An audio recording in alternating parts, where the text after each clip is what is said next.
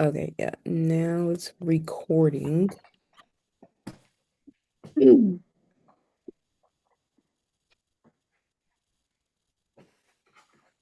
Let's see if I can share my screen.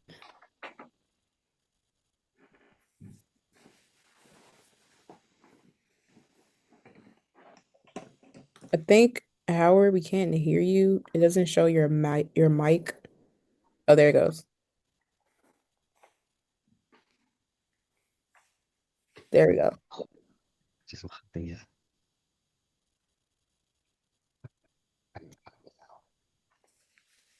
Let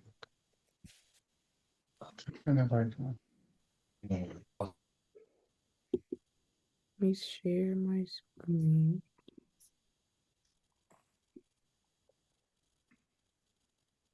So it's people in a waiting room right now, but I'll let them in a little closer to 7. Michael, are you able to see the people in the waiting room too? Just so like if I'm reading off of the um room show, maybe you can let them in while I'm reading and talking.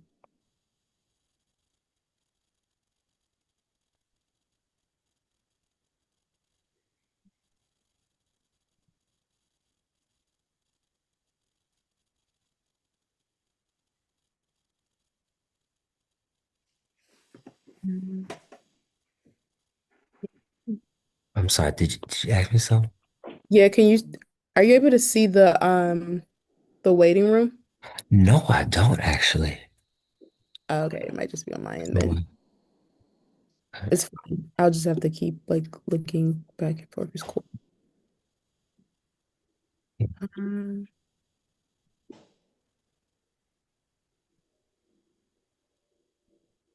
hmm. yeah, I'll be on camera in a minute too. Just get Yeah, my situation. same. Zoom on. Okay.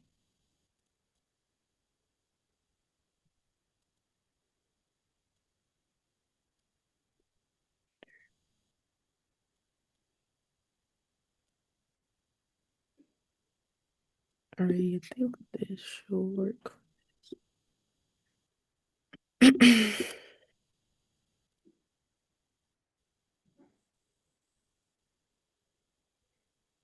Can you guys see my screen? Okay, I think you guys can. Can you see my screen? Yeah, I can see it. Okay. I'm gonna pause it for a minute so I can pull it up from this side.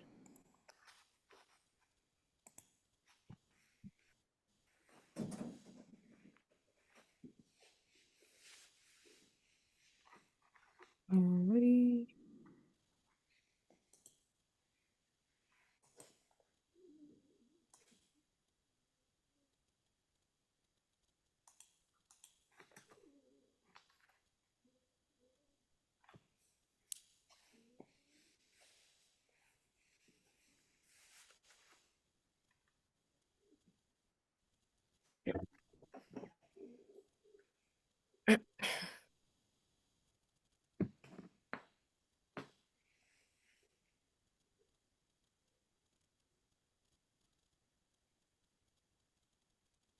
Let's see. Why is it not big screen? Here.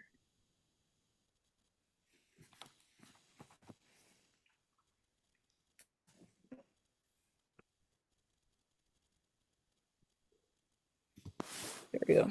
Okay. Three people in the waiting room.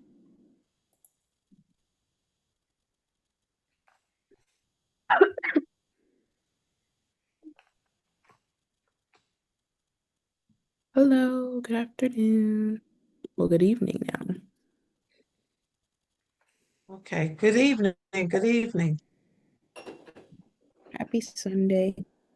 Happy Sunday to you too.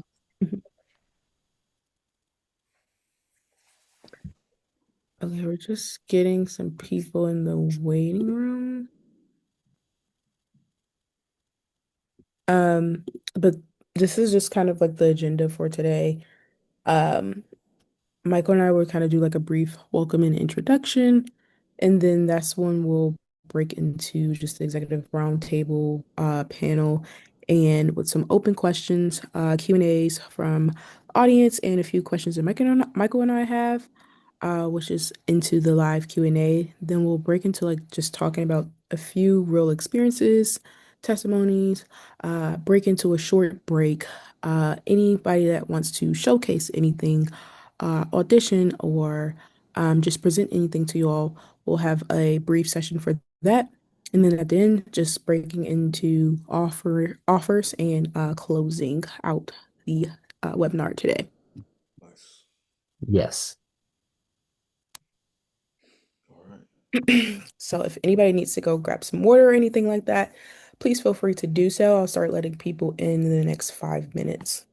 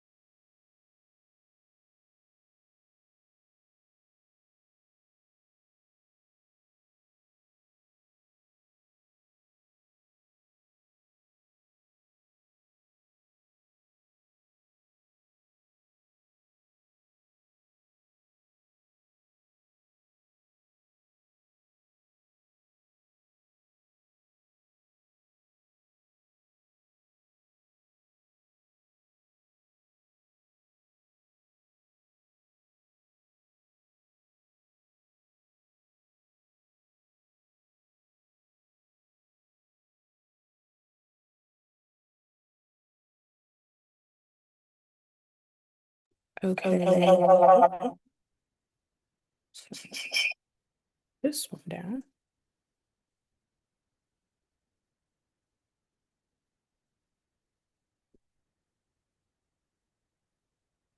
I am going to start letting people into the room now. So feel free to turn on your cameras if you would like to. Do you guys hear an echo? No, I don't hear echo. Okay. Let's turn it off. Trying to turn on my camera while I'm presenting. I have to exit out of this.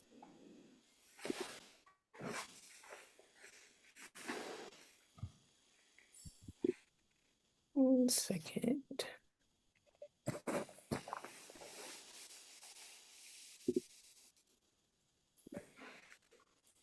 Okay, here we go. Zoom.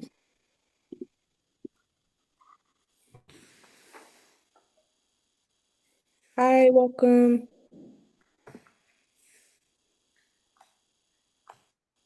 Hello.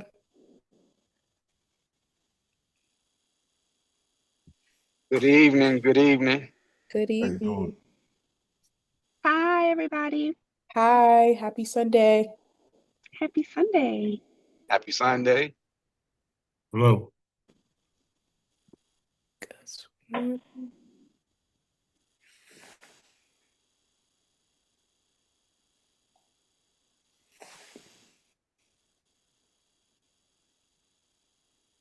Feel free, guys, to turn on your cameras if you would like to, if you're comfortable with doing so.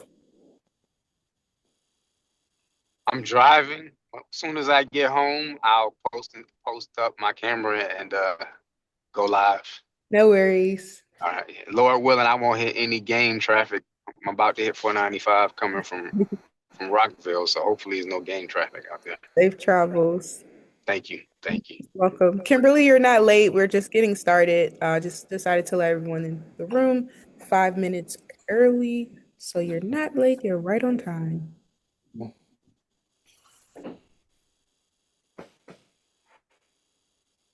We have a few more people joining in. Happy Sunday if you're just coming in. If you would like to drop in the chat, just like your name, short background about yourself, so we can know who's here. You can do so in the chat if you would like.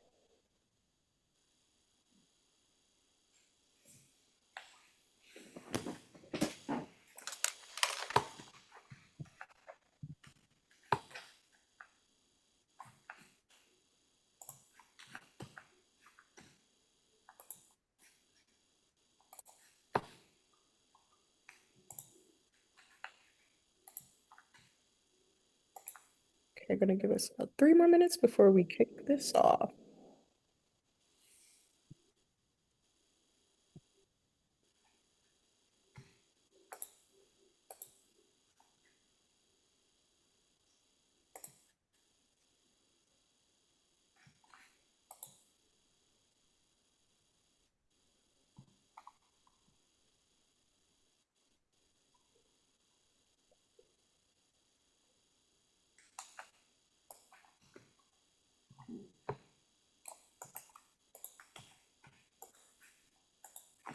I can't see the chat if anyone is. Okay, yeah, I see it now.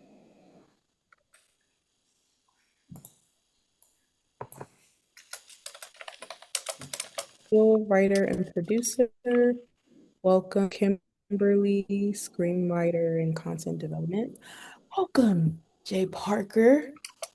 Janisa, welcome. Line producer and actress based in the DMV. Mental health therapist in private practice and certified TV producer, James. Welcome.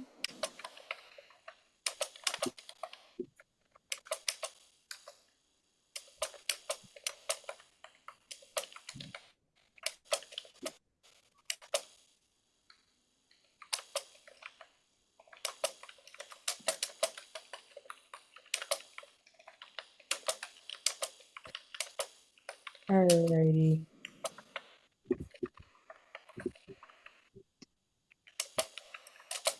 Gabriel, I'm gonna meet you just because I can hear you typing, and then we'll bring you back. Alrighty, guys. If you're just joining, feel free to drop your name, what you do, your brief background about yourself so we can know who's in here. That would be great.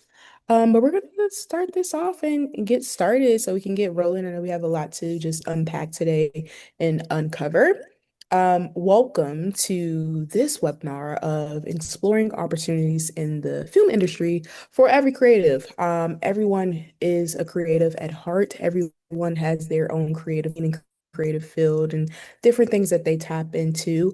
My name is Starr Jackson. I'm the CEO and the president of a nonprofit organization called Nothing But the Arts Incorporated. I originally started on my college campus at North Carolina Central University in Durham, North Carolina, as a college organization, and I saw a need for it on campus for every creative in the arts and media.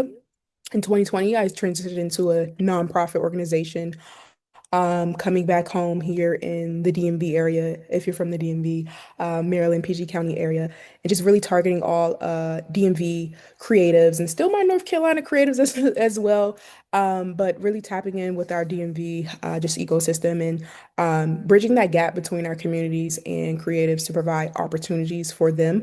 and also just really having a safe space for them to be educated, be creative, and just learn more about their talents and skills, and everything that they're doing. So I'm happy to be here, and I thank Michael for also, spearheading this as well and kicking this off and, bringing our creatives together to, again, be educated. So welcome, welcome, welcome, and thank you to our panelists.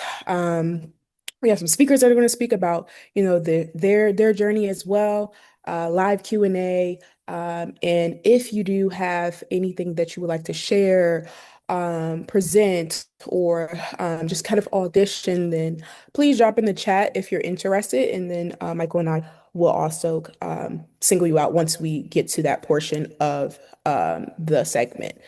I have some people in the waiting room here. Yeah, and I'm dropping that link right now in my story just one more time. And Michael, if you feel free to jump in, if you want to kind of give just a brief introduction. Yeah, yeah, absolutely. Let me finish posting this link. All right. Cool. So I am Michael Chen. I am a faith-based filmmaker. Well, I'm just a content creator, faith-based filmmaker. I make music, I write books.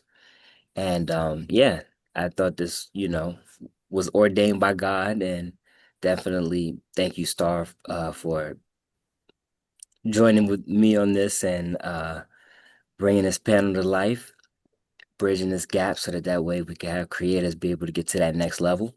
So yeah, we'll have offers for you all, so that way you all can jump into our ecosystem. You all be able to get the knowledge and, you know, be ready. Yes, yes, yes. Thank you. And if you're just joining in, people have just been dropping, their name, a little bit background about themselves, just so we can know who's in the room. And then also, if you're interested in presenting, showcasing anything, auditioning or anything like that, please comment "I do" or "you're interested" in the chat so that we can know and single you out when that portion of the webinar comes up. All right, so let's move forward here. So this is our agenda for today. We're just going to do what we already did, our welcome and introduction, a little of the executive roundtable, really digging deep into the film industry as a whole, the offers, the questions that you may have, the questions that we have as well to our panelists. A live Q&A. Again, those questions will come directly from you guys that you will be able to drop in the chat. And then also we have just real life experiences, testimonies of people who are also working in the industry. Again, then those live auditions, kicking it off with that and open the floor for anyone that's interested in that area. And this is a safe space, open space. So please, we welcome everyone. So we are happy to have you here. And then towards the end, offers, closing, and if you have any final questions, we'll open the floor for that. So just a little introduction, a little bit more about the webinar. Again, Michael kind of already touched based on it, but really just deep into the film industry, opportunities available, and really just providing this platform for every creative, not singling out one creative, but every creative for networking, learning, collaboration, and just learning more, again, about the film industry. Let's kick it over to our panel. Panelists, is everyone on camera here? Okay. Alrighty, so I'm gonna lead this background up here so that everyone can see. Here we have, oh, if you guys can mute yourself as well, if that would be great. Thank you. So we have Howard Gibson here, Dr. Apostle Veryl Howard, Gabriel Gibson. Welcome, welcome, welcome. Before we kick this off, we really just want you guys to really just open us up, talk a little bit about yourself and how you started and how you got into things before we dive deeper into the questions. Howard, you want to kick us off? To just talk about my background. Yep, background, just like give us a brief little intro about yourself, kicking us off, and how you really started on your journey. and found your path on your journey? Yeah, well, I guess it's a 34-year story. I started this business just shy a week off of high school graduation, and I was fortunate enough to show up when I was supposed to show up. Um, Let me go back a little bit. Early when I was young, I'm gonna say 5 or 6, so it was always in me. I came home in Washington, D.C., Southeast, everybody, and everybody from D.C. And my dad always had a camera. Back then, it was film cameras, 16 millimeter, 8 millimeter cameras. And he was like an amateur documentary filmmaker. So I can't remember the time I didn't have it. This is 19, maybe I'm 5 or 6, so this is 1978. I was born in 73. And so from 78, my dad used to always record family events or historical events in around Washington, D.C., and put those reels together. So I even knew how to set up the projector to even see the prints. You had to set up a projector, put up the screen, the whole nine. So it was very technical from that moment. But to me, at 7 or 8, it was just toys and just learning the process. But I knew that there was a process in film. Then around 1980, he came home with the first home video cameras, which were not what you think today. It was What a the big fuck? camera like this. They put it over your shoulder, had a separate mic on, which had a really fat cable to a recorder deck that had a huge battery that was so big it had to be on a shopping cart. Well, he gave us those Where the things, my fuck is this sister. shit, man?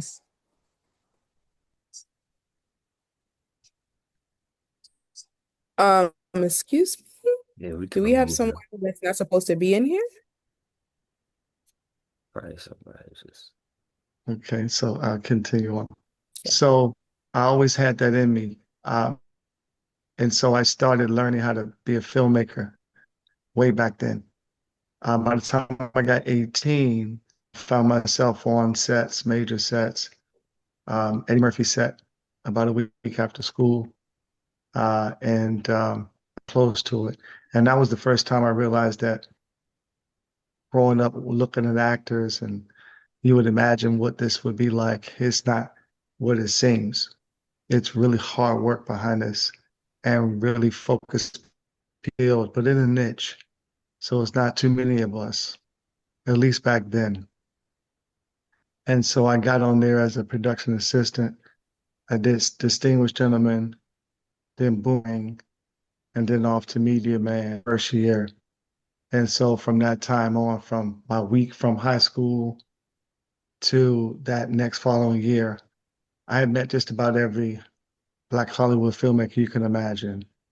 Bill Cosby, the Sinbad, everybody. I mean, James Earl Jones, Marla Gibbs, Robert Guillaume, um, Luther Vandross, obviously uh, Eddie Murphy, you know, John Witherspoon, the names go on. And so all those people, they were real actors. They were really working and happy to work. And it took a lot of hours in. I mean, a lot of hours.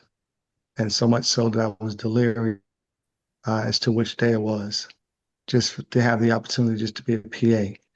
But I immediately got into this thing. Fast forward to the 34 years, I've managed to be with some of the highest regarded production companies in the 90s, producing music videos. Um, Pretty much everybody on this um, webinar, plus your parents, saw all my work coming up. I've done over 125 pop, hip hop, R&B, country, rock music videos, MTV Awards, the likes. And then I broke into, in the later 90s, broke into straight to DVD and getting into that market, for which I work with a lot of some of the dope urban projects now. I won't go into those. But in those phases, I saw the DVD phase come in and out, and I saw the music video phase come in and out, for which it used to be in the 90s and the 2000s. My low budget was 150,000 for a music video. My average cost was about three to four artists, half a million to $1 million for the large artists. And I saw that number wither away 2000, 2001 with Napster. And I think the industry wasn't ready for it. The record industry wasn't ready for it. Because it was technology and it was streaming. The first iteration of streaming was music and information. And so right away, I saw the shift, and we felt it in 2001, right after 9/11, actually, is when it all went down. A lot of Hollywood's um, counterparts were actually involved in the 9/11, or I should say, passed away in those financial centers that day. It was actually an entertainment consortium board going on that day. And so a lot of the executives died, and that was the first iteration of the old guard standing in the face of technology. And so that shifted, and we got up all the way until there were older people crying about film versus digital. And then I think around 2009, those DSLRs came out. And I knew then that it wasn't a niche market, it was about anybody's game. But I think a lot of people, diverse markets, missed it. They looked at YouTube as pure entertainment and not participating. Although YouTube is looking for it, they was looking for it.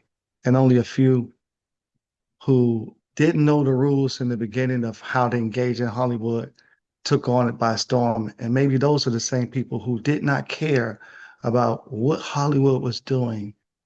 They just kept going and doing it their own. And so that was the first iteration, I would say, of call it 1990, where guys start getting beat machines and mixtapes in their house, really seriously trying to do something, turning the record labels. I would say 80, 89. It came away from New York, and people said, I can do that too. I'm gonna put my own swag in it from where I am. And so that blew up. Technology blew up, and the industry did not last. And now we all know it's streaming all music. And so now we're facing the same iteration now in the film business where it's anyone's game. Hollywood's collapsed. It's not about to collapse. I'm speaking to you all to tell you it crumbled. It's over. All the old guards of the past 30 years are all fired. 40,000 people got fired in the last 24 months. Most people 2 years ago, when there was a strike, did not come back. Many companies, the people behind Mad Max, Beyond the Thunderdome, out of business. There's huge companies who went out of business. Most of those people, if you talk to them, said, I don't even know how to do a movie for $1 million. Next thing is you see their post and they've been let go. All that's to say is that there's a new breed of understanding what the film business is and where you all need to go from here. I myself kind of got out of this industry because I was frustrated from my music videos and commercials going from $500,000 to $20,000 a commercial. And I went from Los Angeles to Atlanta. We were still trying to survive in the South. And I did those for a moment, but I actually gave up on the set of a really dope artist. And I just looked at it and said, I'm out of here. I'm going into tech. And that was 2009 because I saw the shift when it was coming to television and those DSLRs. And that was my quest of getting into early learning of machine learning and artificial intelligence. And again, it was the information. If you all remember the Audible, that was AI. That was the first iteration. You remember Autobooks, that was the first iteration. And then they had their devices, all those books that were coming out, to digitally look at those books. That was the iteration of the start to finish. And then you saw Borders Books and everyone else close. So everything was turning into online shopping. And so this has been happening over and over again. And how do you think that their back office was? Do you think it was real people, or was it the computer and algorithms and understanding your shopping experiences? And then everybody started to complain about AI and Meta and how it's tracking you. AI has been here. This is nothing more than you can just physically see it in front of you. So where we are today, and what does that mean to independent content creators, is that it's anybody's game. And what do I mean by that? There's no more, I have a Rig camera. Rig went out of business. Nikon bought them. There's no more even Black Magic Talk or anything like that, although those are still acceptable and the area cameras are still acceptable. The big high-end cameras and the big high-end lights. What is really happening is that those companies are turning into software, selling their software because the niche market is now not making any money. It's always been a niche market. It was just very highfalutin in their own inner market. And again, some of those people lasted 30 years in their office. They're gone. Technology has taken over Oracle, and Skydance now owns pretty much the predominant of all of the brands. VH1, Country Music Channel, Cartoon Networks, doing WB, gone. Boomerang, gone. Television, Paramount, gone. And even the Paramount lot on Melrose in Los Angeles closed. CBS in Melrose closed in Wilshire. What are they doing? They're rebooting this thing for people who are, like L.A. Reid, Babyface, who didn't really pay attention. The people in the South and the Master P's of the world who didn't pay attention. They said, how can I be like them but not be waiting for them to get things done? And so they did it on their own because all they needed to do was to get the equipment that was affordable enough, put their own sound, mix it how they wanted to mix it, and put it out. That's what all filmmakers are today. Today, you just need a DSLR, at most $2,300, or the new iPhone 17 Pro Max. And interesting enough, the iPhone has made a deal because everything is going to micro. It's going to content every day. What's going to happen is going to explode just like music did in the last 50 years. Disco, all these different genres. Now we on EDMs, now we on AI music. So that's pretty much washed. So now maybe because of the acceleration of AI, you got 20 years. 20 years. And in that 20 years, you're going to have billionaires who are going to be using their own skill set locally and AI to help tell their story. There's a movie that Leonardo DiCaprio and many others got involved with, one battle after another, $175 million budget, flopped. Nobody cares about Leonardo. The new age of all of you consuming is you scroll up and down like this constantly, up and down like this constantly. This is all you do. You don't necessarily care who you're looking at. If it's just interesting enough, you go for it. You're not looking for just Tom Cruise. You're not looking for just anybody. It's anybody's game. So right now, what Apple has done with AirFlex, and I'm giving y'all up to the minute what's happening into this ecosystem and what all these networks are looking for today, not yesterday, today. And if you gotta get going like this today. Everything else somebody ever told you, don't listen to it. It's over. Don't listen to that. Listen to what I'm telling you. Film schools are dead. And so somebody said film schools are dead. This thing is moving so fast that you have to have a little bit of your own creativity and your own wit and ingenuity, know-how, and stop using your cell phone if you got an iPhone, if you're a creator, and you just use it as a cell phone. That's supposed to be your secret weapon. And if you got more apps and you're so full on your pictures and your other stuff that you're not serious about being a filmmaker, because right now you all need a 17 Pro Max. They just opened up the gauntlet in their tech and made a deal with Airflex, the most highest end cameras, and got all the rocket science built into that app. and just with a couple of hard drives, Hollywood is actually shooting an A camera with an Arri, and the B camera is an iPhone, and you can't even tell the difference. And they told everybody maybe 7, 8 months ago, this is over, we lost. Get your act together. And after that consortium, that was at the Producers Guild. Everybody's gone. So right now we have these AVOD apps. What do we do today? Good question for me to ask you and tell you. Y'all need to learn how to get into this business and get away the noise from around you and start diving in and really getting into this. Everybody can make money. Anybody can make money. There are people on Tubi right now with $5,000 movies making 100, 200,000. That money coming to them. Whatever they do after that, then that's on them. They didn't really care. I know one guy, he took all of his money, bought a Jaguar and left. But he did something and he realized, hey, I just got what I want to get out of it. If you want to make a career, you have an opportunity, but you guys need to be learning immediately. And I really don't like to hear people saying, I think I got the best life story.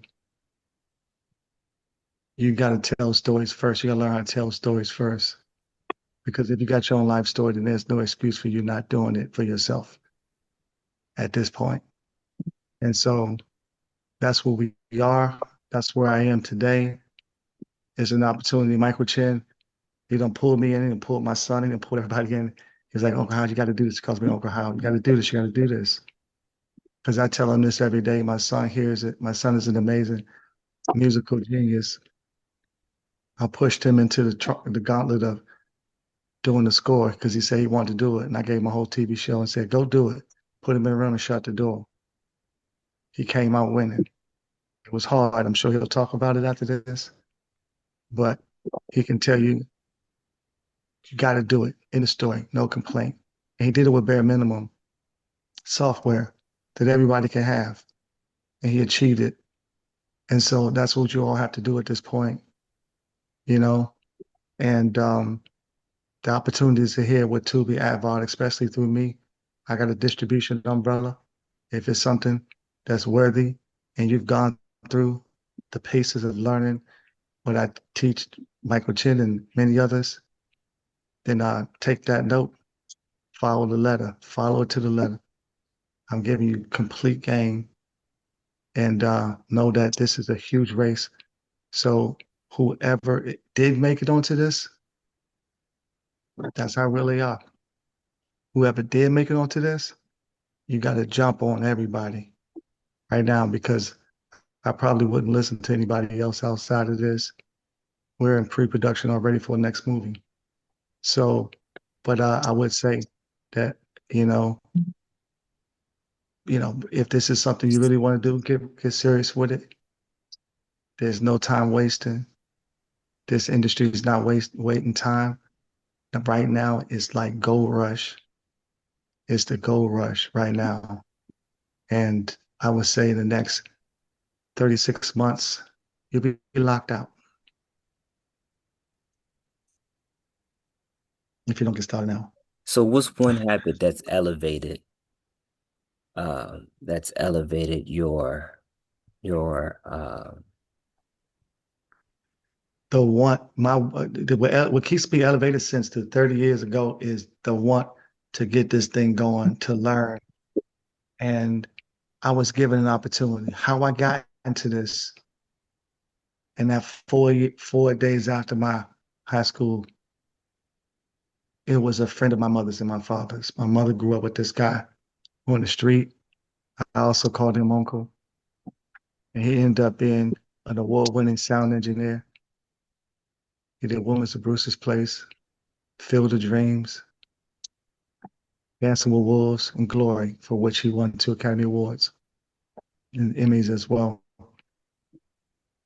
And I knew about this, and that made me get serious really early because I knew that there was a connection along the way. This was happening over time. Right at the time I got 18, he had won Dancing with Wolves and Glory, 89 and 90. Right at that time, I was peeking out of school. And so, not that he was giving me anything, he just asked me to come see him. And I went to Howard University, and he was sitting on the podium, and he was talking to everybody. And my mother and myself was sitting in the front seat in the front rows. I was on one, right on the end. My mom was next to me, but next to her was Kathy Hughes and Melvin Lindsay, the original Quiet Storm. Right behind me was Carl Payne, who was Carl. He was playing. He was only Cockroach then on Cosby before Martin. Anthony Anderson was in there. Paula Jai Parker, Taraji Henson, Chadwick Boseman. They were all students. Sean Combs, Mark Pitt. And so I fell into a gauntlet because everybody, Marlon Wayans was there.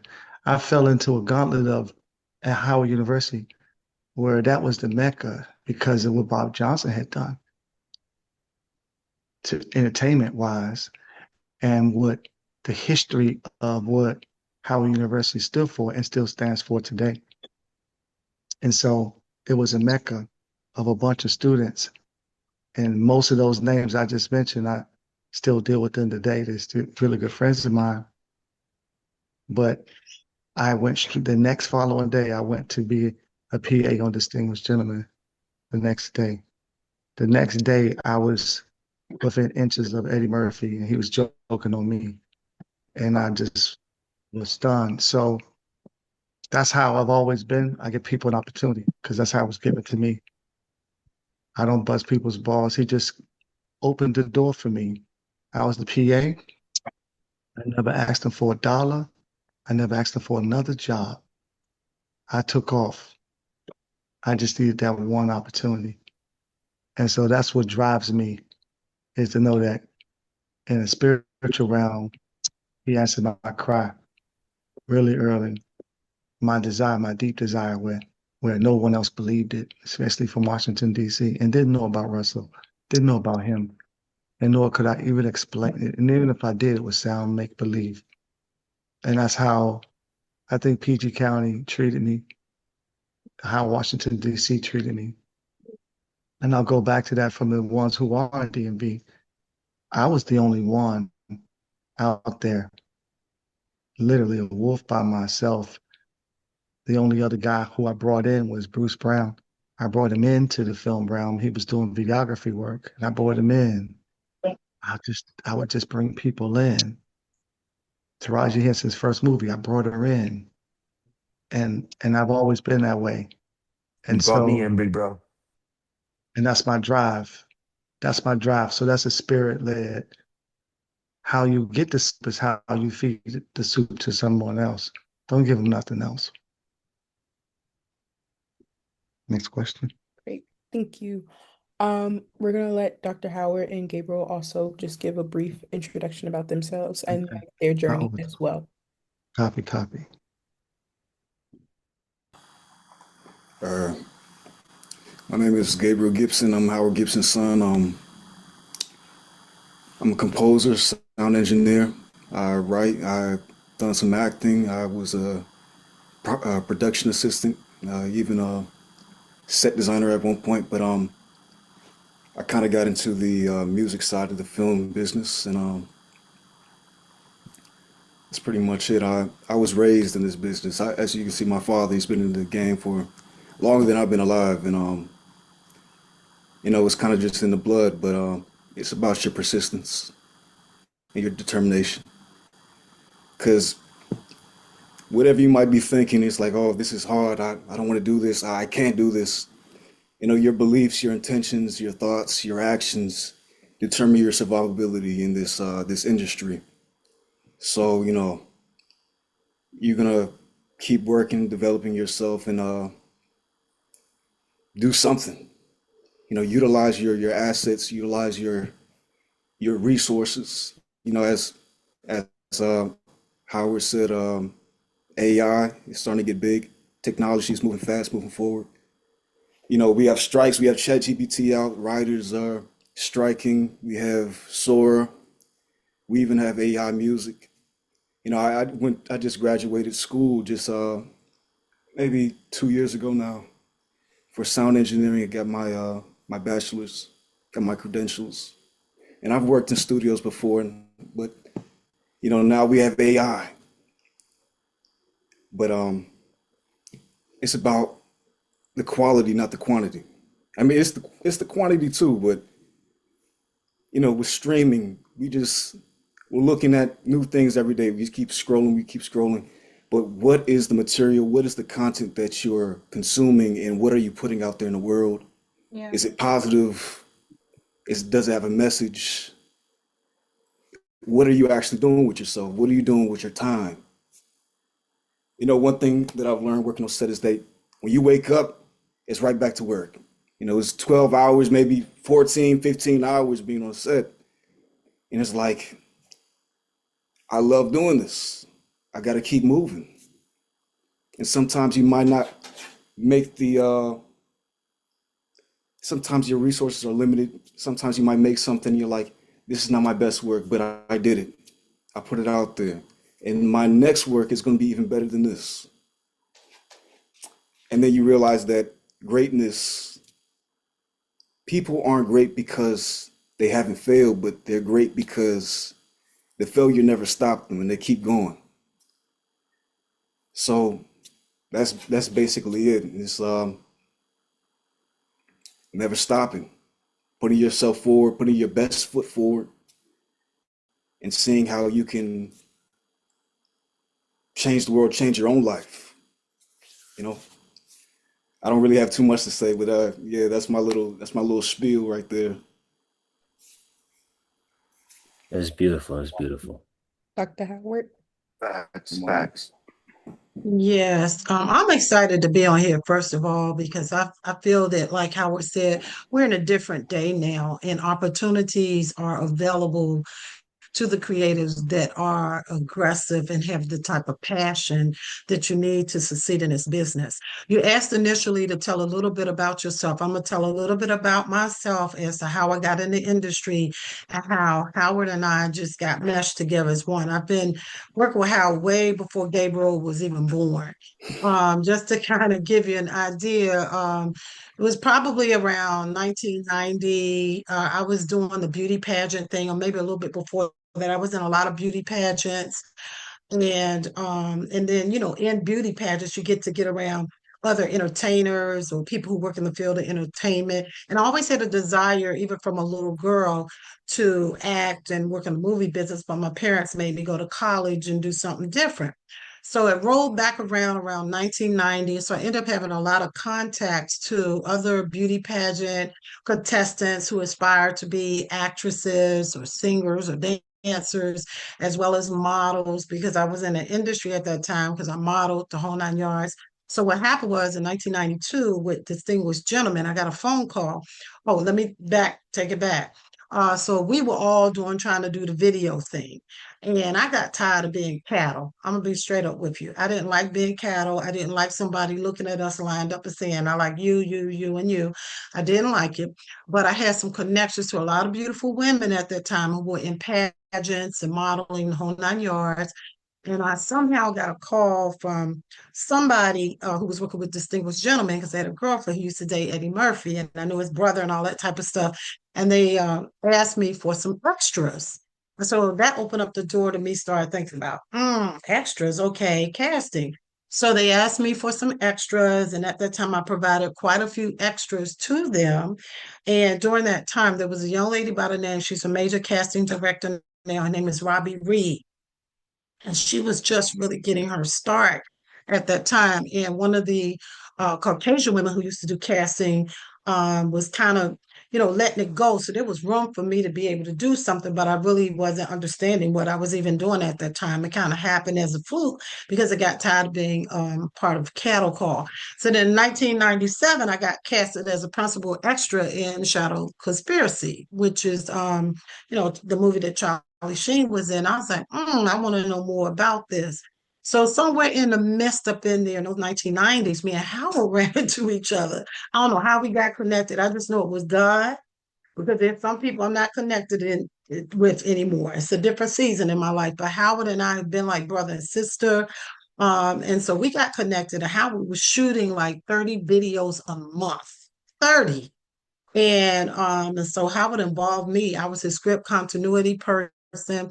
Then I was also finding the ladies and the men to, be extras in his videos, the whole 9 yards, even Amanda Lewis. Remember how Amanda?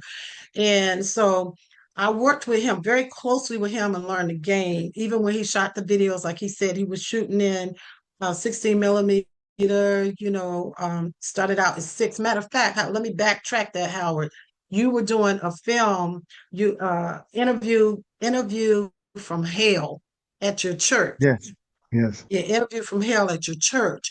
So Hal was very committed to his church, but then in doing the television stuff at his church, he found his niche outside of the church. And the Bible says, your gift Yes. shall Yes. make room for you. And I remember when he was doing that, and Crystal used to always write. Howard always had that camera. He was the first African American man I saw. I think he was like 18 with a steady cam when we were shooting videos. And so what happened was Howard and I got hooked up real tight. I was just like his little right hand person, learning the business, learning the industry. And then Howard decided, I'm not doing this. I'm gonna go the technological route. He's like, I'm gonna go get into techie. I was like, what? And when he had moved to LA, he was doing some more propaganda. I was working with him at that time. And then he decided, I'm gonna go ahead, I'm gonna do the techie route. And so I was like, man. So then I started working on film. So I started working doing casting, branding, marketing, publicity, and I started working with Tyler Perry. Also work with David Talbert. He's a film producer now. Of course, we know Tyler is. And a lot of the play directors I was working with, they're now all film producers. It's really crazy. Derek Williams, who did Sarah's Oil, I was working with him because I was doing branding and marketing for Jake's and the stuff he was doing for Jake's with Jake's plays way before Jake stepped into movies. And then they all transitioned into movies. So in the meantime, me and Howard stayed in contact with each other. So when Howard decided he was going to shoot again, I think it was the Morgan Freeman movie, Howard. It was a Morgan Freeman movie. So I worked with Yeah. Howard on the Morgan Freeman movie when he decided he was going to start shooting again. And I had gotten deep, deep, deep into managing recording artists and doing branding and marketing and the whole 9 yards. So Howard started shooting some of our videos. He had shot Dietrich's videos. He even did Dietrich's TV show. Dietrich's one of the artists I represent. Howard did his TV show, and he's always been ahead of the game. So when he came to the golf industry with these ideas and as things were moving, he was ahead of where they were. He's always been ahead of the game, always studied, always trying to stay on top of things. So he was ahead of the game. So he shot our videos, he did the TV show, the whole 9 yards. And so then I was still doing the stuff with the artists, but my desire was film and television. That's where I started out. That's what I wanted to do. But I got into working with the artists. So then Howard and Crystal, they pulled me back in. And when they pulled me back in, he's like, I got you. And because they knew they could trust me, they knew I was a hard worker. Just like he said, he was a PA or a distinguished gentleman. Well, I pretty much was a PA finding the cast, working under the casting director. And I wasn't getting paid what the casting director was getting paid. But I wanted to make those connections and learn the business and the whole 9 yards. And sometimes you have to be willing to do that. Sometimes I think people move ahead of because it's big, whatever it is, TV produced on it, but they don't know the business. They don't know the intricate part of it. They don't know the moving parts of it. They don't know how it's evolving even right now.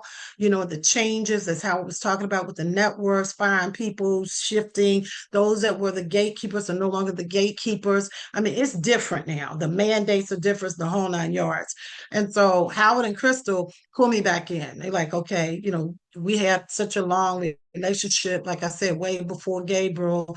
And Crystal was always writing. I remember she was working on a script called Trails of Tears. So they pulled me back in, and they pulled me back in casting. And they had a role. They had a role for me. Crystal said, you know what? I got a role for you, with that white hair, because my hair is naturally white. She's like, I got a role for you. And so then they pulled me into the role, and I got casted, but I was also working with them, along with also acting. And so I started working with them with Double Cross, and when Howard, really jumped heavy back into it and everything. We never ever lost contact, or they're like family to me. And so then as far as what was happening technologically, I'm gonna tell you something. When you get an insight from somebody who studies this industry like him, was always ahead of the game. I mean, and even down to the animation part, he's an animator, even to what's happening with AI, how it was already on that. And sometimes there's so much information I can't keep up because Yeah, I'm a little bit older than him. years ago, Yeah, that years was ago. yeah. I'm just saying to you, some of this stuff that you're hearing now, he's been telling me this stuff for years, and I'm seeing it unfold. I'm seeing it materialize, and then being that I'm in the industry myself, I manage national recording artists. This AI thing, I've had to stay on top of the game even with that, because it has moved into now how radio announcers track artists, and they have meetings. We have meetings on AI, and so this was stuff that Howard was talking a long time ago, and I couldn't fathom it. Sometimes you can't fathom where it's going. There's certain people that are so tapped in. He's a believer, so I believe that God did some downloads on him way before his time, and I believe that now that we're catching up with it, his head is so far beyond where we are right now that I'm trying to grab as much as I can right now. Because remember, he went to that techie world, so anyhow, so I started, learning more about the shifting I've watched over the years, the shift from the different type of cameras, all those cameras he spoke of, Sony, Red, Magic, the whole 9 yards, the film. I watched the shift, but with the shift, he has tried to prepare folk about the shift. Now, whether that they listen and want to do it the old way, that's on them. And even to the point where Howard used to send us mandates that the networks were looking for, so people would write certain type of movies so they could get picked up. Now, I must agree with him that now we're in the day. I don't know how much longer you have. He said 20 years or 10, I don't know. But I know this is the time right now that if you do have an idea why these opportunities and these doors are open to you with Tubi and some of these other platforms, you better do it because Tubi has even shifted. Tubi used to take certain type of stuff. I know people who have made big money on Tubi and they got trash on there. They started out in the beginning and they were making half $1 million. I'm just saying they would make $250,000, within 2 quarters. And this is when it first started out. And I look at their stuff as some trash. But Tubi has shifted. And things they require more, and how we will talk to you about their partners and everything else, but they require more now. So while the window is there for you to get your stuff picked up on Tubi as well as some other streaming platforms, do it now. And that's another thing. With respect to streaming has it's not the old school day where you just got something picked up by a network or whatever. No, all that money that is there to be made is streaming. You have that opportunity right now, and you don't have to have $1 million budget. I watched him and Crystal do stuff like we had a $50 million budget on a show that's been #1 for 5 years. I watched it, getting creative. I've seen Howard and his dad build the scripts, and I've also seen Gabriel and his brothers and his sister on the set. I mean, they grew up in this, working, empowering them and showing them and teaching them, which reminds me of train up a child how it should go, and he will not depart. So creating, even showing them how to create their own empire by learning and imparting into them as young kids. They're producers. Crystal's daughter's a producer. They run the thing like they can run rings around some people that's been in it 50 years that's not keeping up with the times. So I would just encourage any of you all that are creatives that aspire to do this. You're gonna really have to study. I saw Ternay on here. She's telling me she studies all the time. You really got to study your craft. Don't try to do it like somebody did back in the day. Is how it was trying to say, because the day is definitely different. You need to get to some of these film workshop places. You need to get to some of these film festivals and things like that. Howard and we were all guests on what was it, the Peachtree, Howard, when you all won the Peachtree, the top film of the year. Yeah, there were people down there, creatives like yourself, that were there rubbing noses with the distributors, rubbing noses with the other creators who've had successful projects like Howard and Crystal. You got to get to some of these places. You got to invest in yourself. And you got to take a chance. And so I'm just saying, over the years, I'm still learning, and I've been in this game a long time. And I actually thought I lost time because I stepped away and got caught up into managing artists, and that became my bread and butter. So when I got back into the industry, I was like, God, please redeem the time for all the time I felt like I lost. Because Robbie Reed is a big casting director right now, and we both kind of started out at the same time. So I would say My advice to you as a creative, do it. Do it now because we don't know how long that window is open. Take advantage of it. Get you some investors, whatever you do, start writing and also study your craft. Know what you're talking about and know every aspect of it. What is a line producer? You need to know every aspect. How was he started PA? I started out as PA. We had to learn every aspect of the whole crew. Know the crew. Know what the person does who works the dollar. All of that. Know it. Don't be green about this, especially if you say this is something you want to do. But at the end of the day, the passion is what's going to keep you. We're passionate about it, and that's what keeps us going on. Thank you, thank you.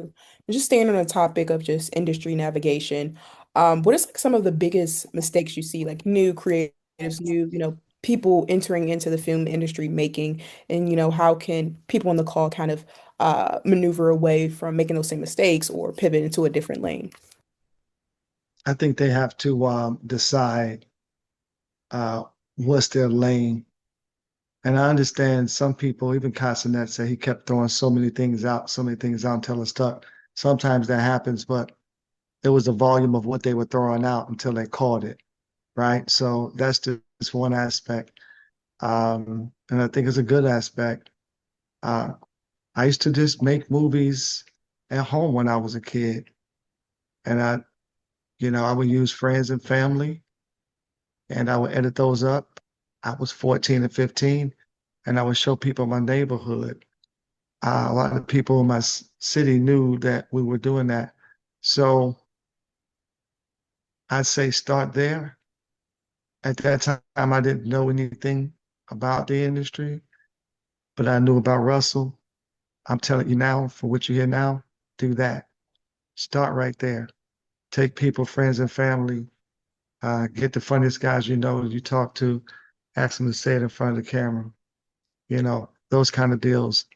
And just start building it up and put it together. Right now, you got CapCut on your phone. I mean, there's so many apps that's so free. Your phone is shooting in a higher resolution than 35 millimeter was 20 years Mm-hmm. ago, Mm-hmm. and the display of it. And so you technically, that was at most 2K. Everybody's phone is a 4K phone. So there's nothing to stop you from creating the content. Issa Rae created her content on a small DSLR camera, and she did it on the web before she got her opportunity at HBO.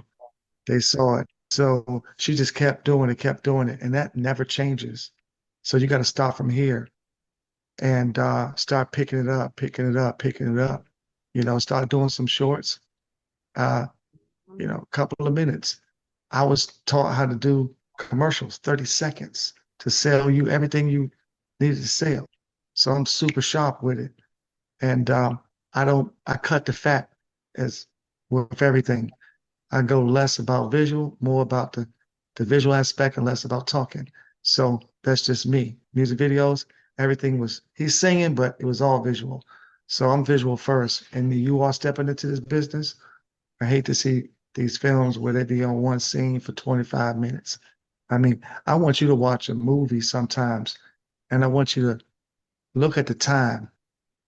If it's an hour or whatever it is, I want you to write it down, step by step, scene by scene, how they're formatted. And in fact, I got something for you, about 24 steps that you can take this and you run with it. If you learn it, I promise you'll run with it.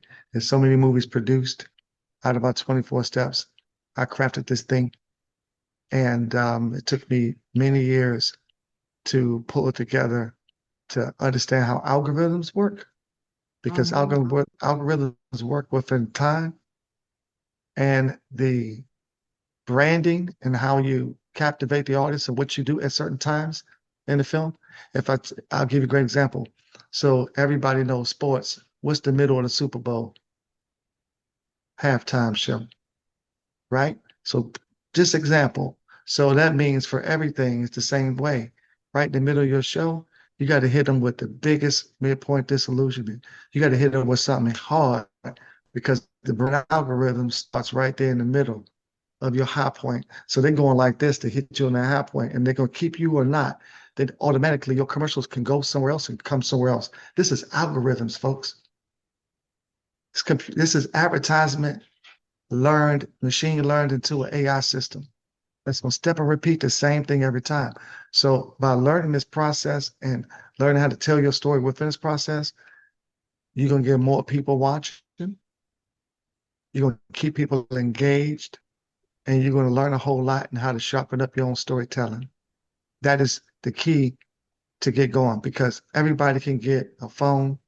Everybody could ask somebody how or another within a year. You can get $300 or $400 for some lights, $150, $200 for some sound, DJI sound, and go out there and shoot something and mimic a movie, you know, and try to follow that key. Just any way to learn. I recall when I remember I wanted to get in this business. I think it was like 1980, 81 when Thriller came out. And then we had a VHS, and then they had a behind the scene tape. I used to look at that thing over and over. And I'm gonna tell you what I used to do. I used to pause it to just look at what kind of cameras they were using. Found out it was Panavision.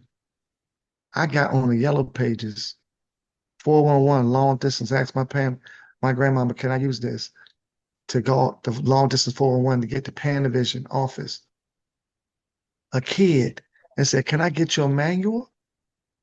Can I learn about these things? And I ended up from time I was 10 to 18, I had every manual of every motion picture camera, every tool that they used and how it was connected. I was obsessed with this. Other people outside doing crazy stuff, I was obsessed with this knowledge. And I had technical knowledge. So by the time I was 19, I was the first Steadicam operator in all of the East Coast certified. Put me in. It's technical. And because I was in, God blessed me with the people who invented Steadicam. And one of the guys selling it was a brother from California who made the cameras. They got me in. Another hand washed the other. This little kid's a whiz kid and got me in UCLA film school for free. And I got certified and came straight out the gate. And that's what I was doing. I was the only guy running around, 19 years old, doing movies with James Cameron. And so they were amazed by that because I was super focused. And I could never let Russell Williams' name drop any kind of way because he gave me the hand. That's the only thing that kept me, God, and the fact that the man gave me the hand. And so that's how I hold everybody. If I give you this key, and I spend my time like I'm doing now, and you don't follow it, no call for me. If you follow it, I'm on. Michael Chin is on this thing. Veryl Howard, I'm gonna tell you, Veryl, we got right after I did Media Man, Don't 2020 forget. Revolution. Yeah, I remember. So, and that was you know, revolutionized as well. And what we were doing back then. I was 19, Yeah. being a cinematographer and really getting things done. And I just learned immediately. I focused in. I knew how to operate everything. And they were amazed. But I did my own study to show yourself approved on my own. And God saw it fit for me. And that's what it is. And so you have to invest in yourself. You know, and try to get away from that distraction. My son can tell you when he was in the trust of getting these episodes, man, his first experience to score a movie, and it wasn't a movie, it was an 8-part television series. He had 8 half-hour television series. And I knew he could do it because he was my son. I knew he loved what he did, but he learned a lot. He learned how to do his own publishing because he had to just keep it and seeing it to the end. And so I just employ all of you all to whatever you take away from this to see it to the end. It is not easy. It's not easy, but I'm here to tell you, don't take those old roads. Don't listen to people. Most of the people who are around you have never done this. Mm-hmm. So don't take your advice from them. Love them, move on. Take your advice from the people who know best so they can guide you in the right direction. And don't let Amen. anybody around you say anything that's off or that could distract you. But it's only their love or their just inability to see things.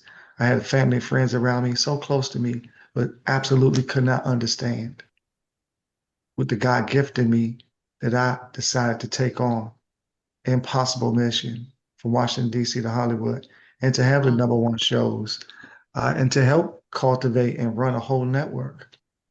My family and I, we helped push that whole network, all black, from Urban Movie Channel, all black.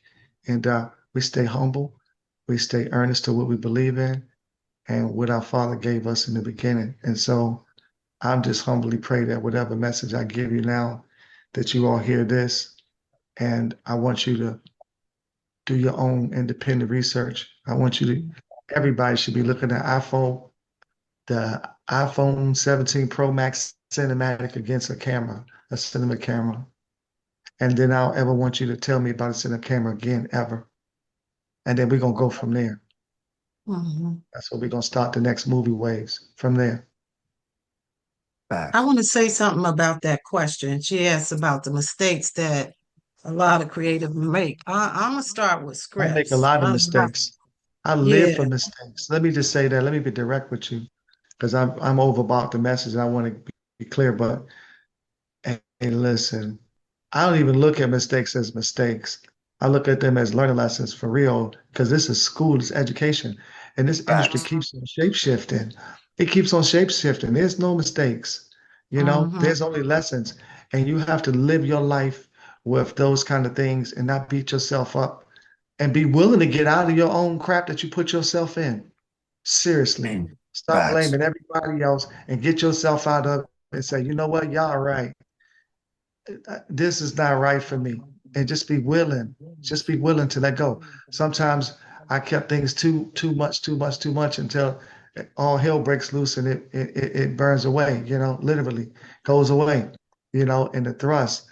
So those are the mistakes of trying to keep things a certain way, knowing that it was changing and trying to hold both of those two worlds together. You got to be willing to pivot. That's the biggest thing in life lessons, learning to pivot. So there's no mistakes. Anything y'all say is a mistake, say it's a lesson. Oh, that's a new lesson. Amen. Amen. Mm-hmm. Well, I want to say something to that, Howard. She's asked about mistakes. Well, learning lesson.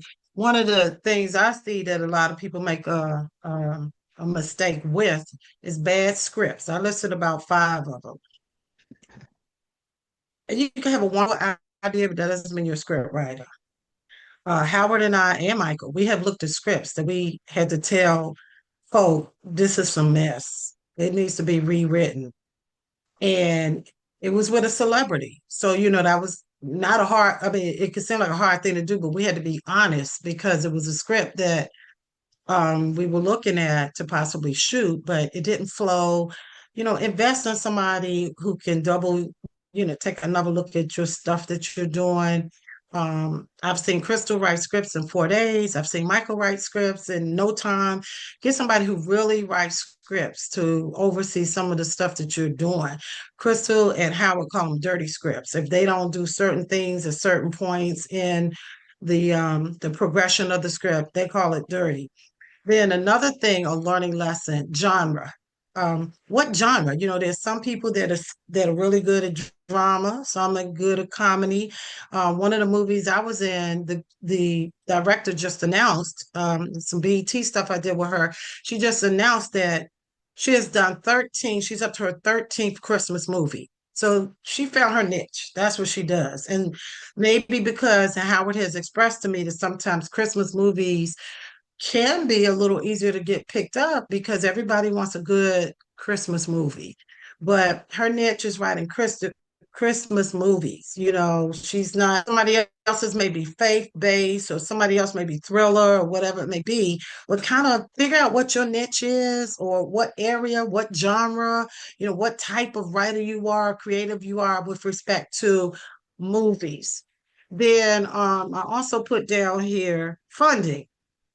Try to map out in advance what is going to be needed to fund your project. And there's a lot of creative ways in which you can try to get an angel investor or get the money for it. Because the worst thing to do is start shooting and then don't have enough to finish it.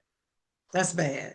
Or you have to shut it down because you didn't really map this thing out and see what you really need to be able to complete the project. Even if the budget wasn't enough, like I was saying, I've seen Kristen Howard shoot like we had $50 million and we didn't, but they mapped out their other resources to make it look a certain way. So the quality of everything was still there. And I think that's crucial, to try to go to somebody else who may know what is it going to cost to do this. If you got 1,000 locations, too many locations, that's going to affect your budget. Is the script a $5 million script because of all these different locations or these different things you're trying to do? So get somebody who may know how to help you with those budgets. Invest in them. Let them be your consultant to help you get those budgets and things in place so they can properly line up with the vision. Those are just some of the things that I have seen that have happened, over the years of me working in the industry. I've worked with several film directors, several. And I've seen them stay within their niche. Like David Talbot, he's doing this thing with the HBCUs, that's his thing. That's what works for him. He has figured out what works for him. He's not out here trying to do a thriller. So all of you all have something that you're exceptional at with respect to your creativity in particular genres. Try to figure out what that is and just own in on that and go for it. Because this, again, I have to emphasize this is the time right now for the independents to really get their stuff out there and make some serious money. Oh, and you must have branding and marketing. You got to have a marketing plan. You just can't put something out there because you're creative and don't do anything with it. You got to have a structured game plan. How are you going to let people know where this is being seen? What are you going to do to bring some type of incentive so folks are want to? I mean, so many movies coming out, want to be compelled to see what you have. So you got to have a branding, a marketing plan. You have to put all of that into action when you have that project because you driving that traffic there is just like an album or a CD when they were back in the day. With artists, we had to come up with a branding and marketing plan to drive people to buy the CD. We still do to buy whether you get it online or however you get it. So you got to have some type of marketing plan in place. And if you don't know how to do it, get somebody that does. Get somebody that's their area expertise, somebody who can help you so that traffic can be drawn to you once you exhaust IG, TikTok, Facebook, and any other space there is. You still can have some other grassroots marketing. Howard used to get in the car with me. We used to go out and market Tyler Perry's plays. Did we not, Howard? And then Yes. later on, we did Nobody knew grassroots who he marketing. was. We did grassroots marketing, and then later on, if you recall, remember he got that network you were working for before you got Yeah. sick. Remember that network? So Yeah. it came back around with the very network that Howard was working for was the network that Tyler was trying to get picked up at.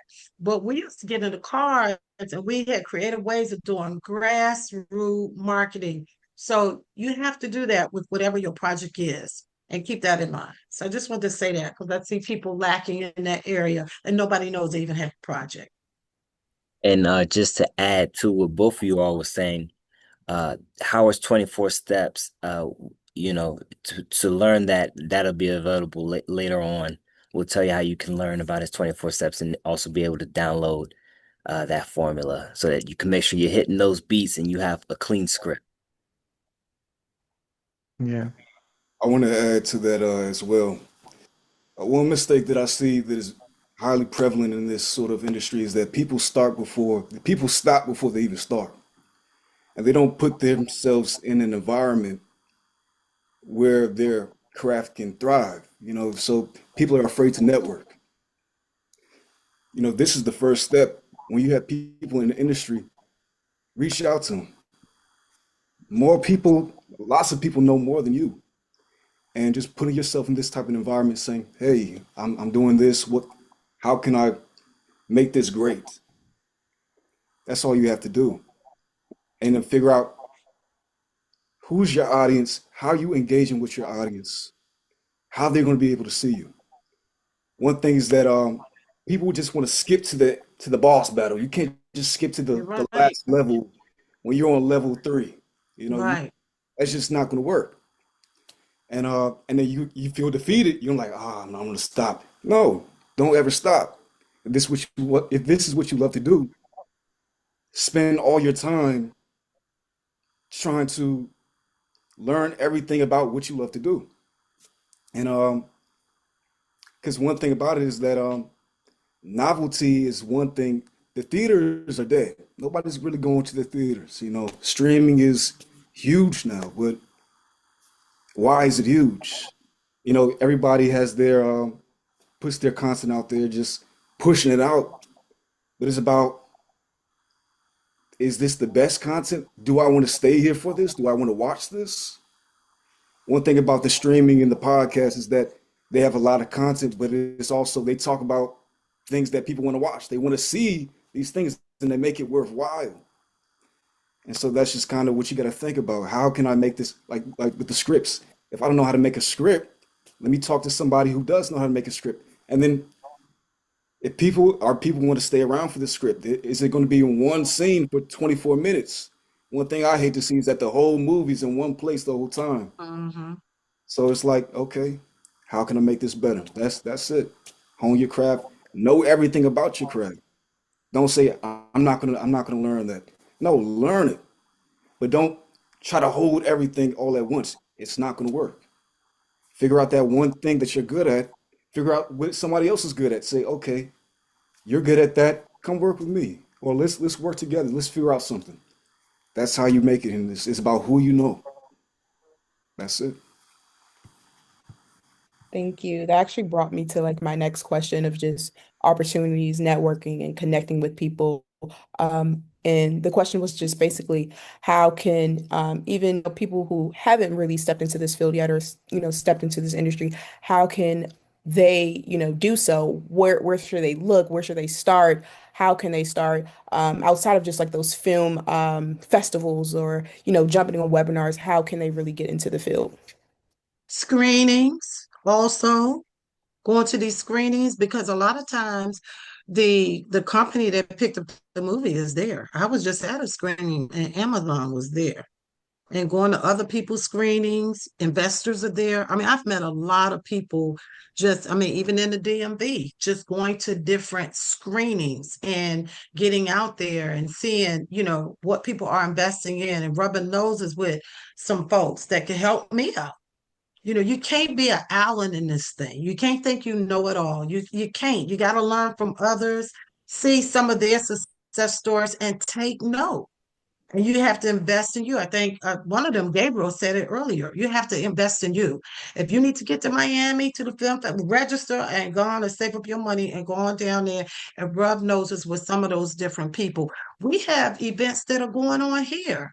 The Black Film Festival. I mean, we have several events. Crystal was speaking on spoke on one of them. Crystal, me and Michael spoke on one of them this past year. And Crystal was speaking on one.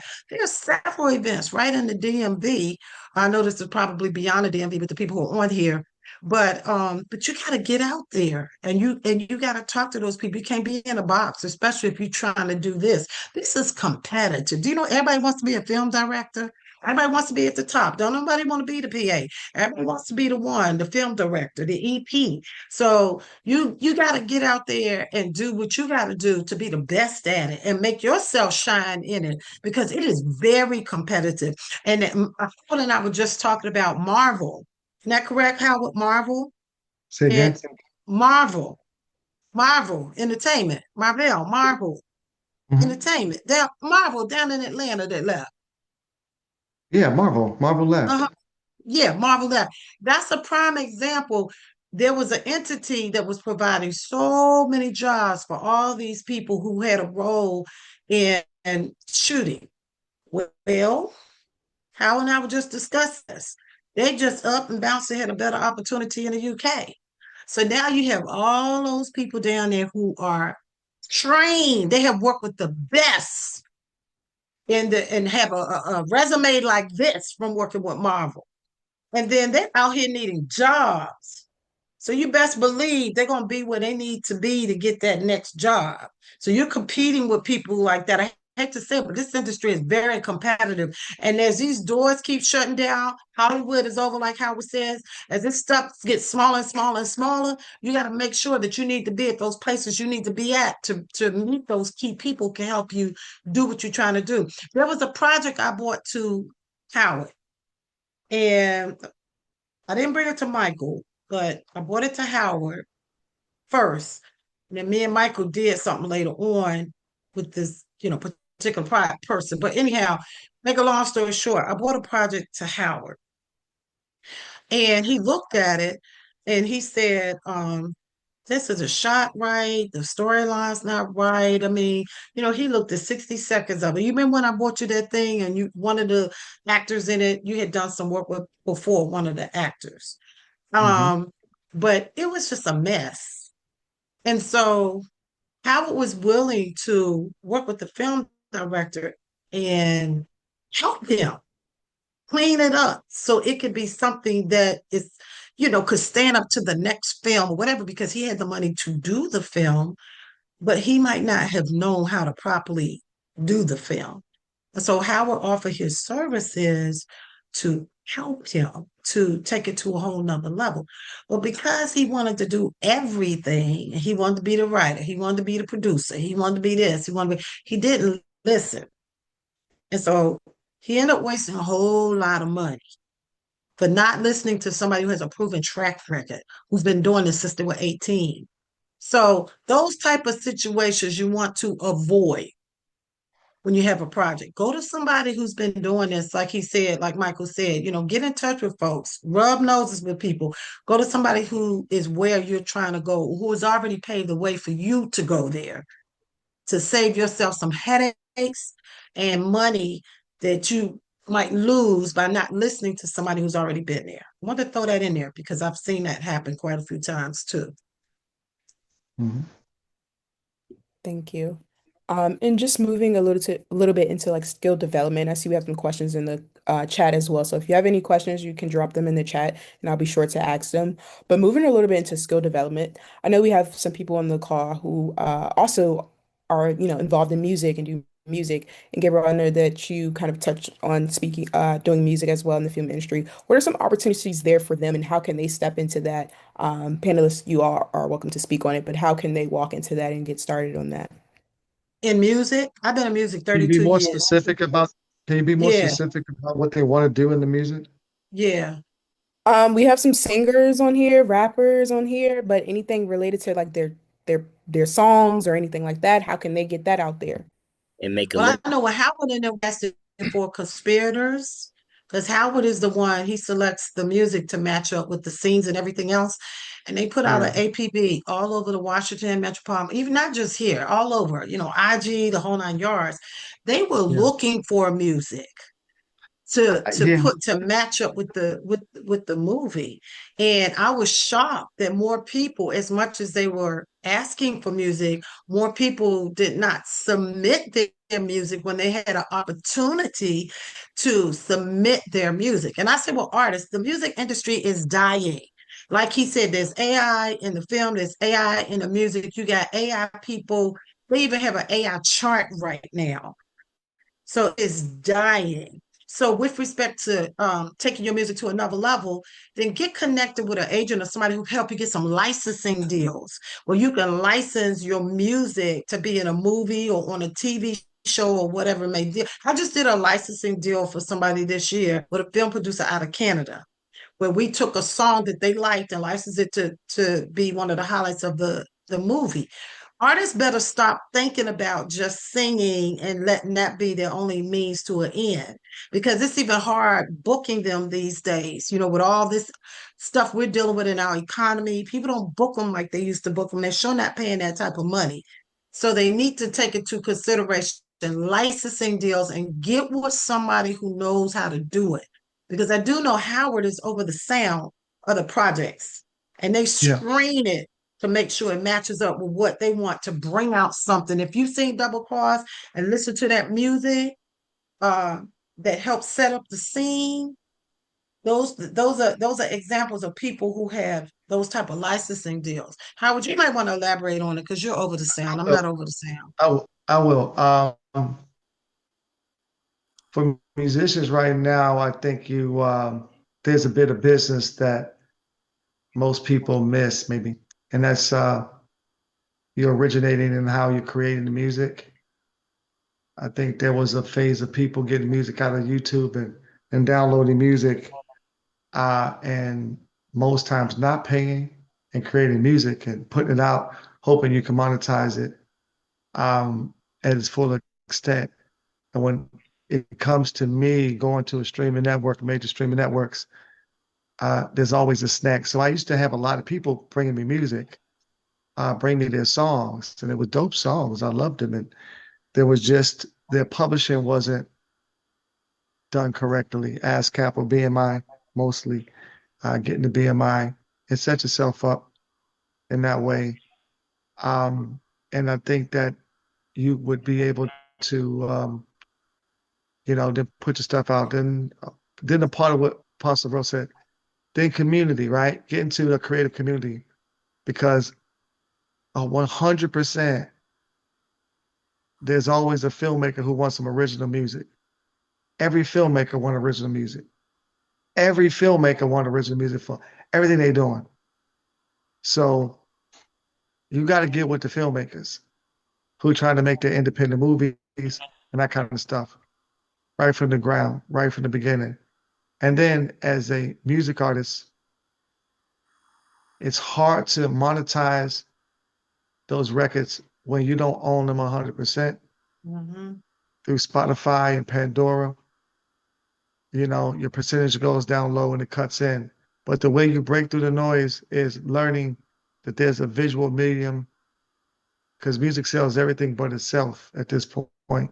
So you have to have a strong visual medium and be relentless in your marketing approach of shooting your content. You don't need all those. If you're rapping, don't need all that extra stuff with the girls in the background. Don't need none of that. Most people are doing it with colors in the background, man, and just making it look dope. And or just, keeping it as about right here is all you need because at the end of the day, we're consuming it on cell phones and mobile devices. So, your music has to be pushed out every day. If you can't do the visual, go out into those art, installations, find people, find them, and start working together because you got to start pushing it out daily in order for that thing to go. It's just there's a lot of noise Amen. right now with music. Um, but to get with the filmmakers, simply as that. Whatever city you are, your IG, your Facebook should be lit up with local filmmakers. And, and especially if you're a musician and sing your music, you're gonna get a hit. You're gonna get a hit, even if it's not a lot of money. But you never know on shows. I mean, I didn't know our show was gonna hit the way it did. So all those people in it, man, we've had hundreds of millions of people see the show, and those people who are connected to it, their clocks are ticking with their streaming, and they own it. I don't own any of that. I let them keep all their publishing. I, Those sync deals right now, with if you're on here and you're an independent artist, you really have an advantage because usually if you're connected to a major record company platform, then that's like Howard said, they own part of your publishing and everything else.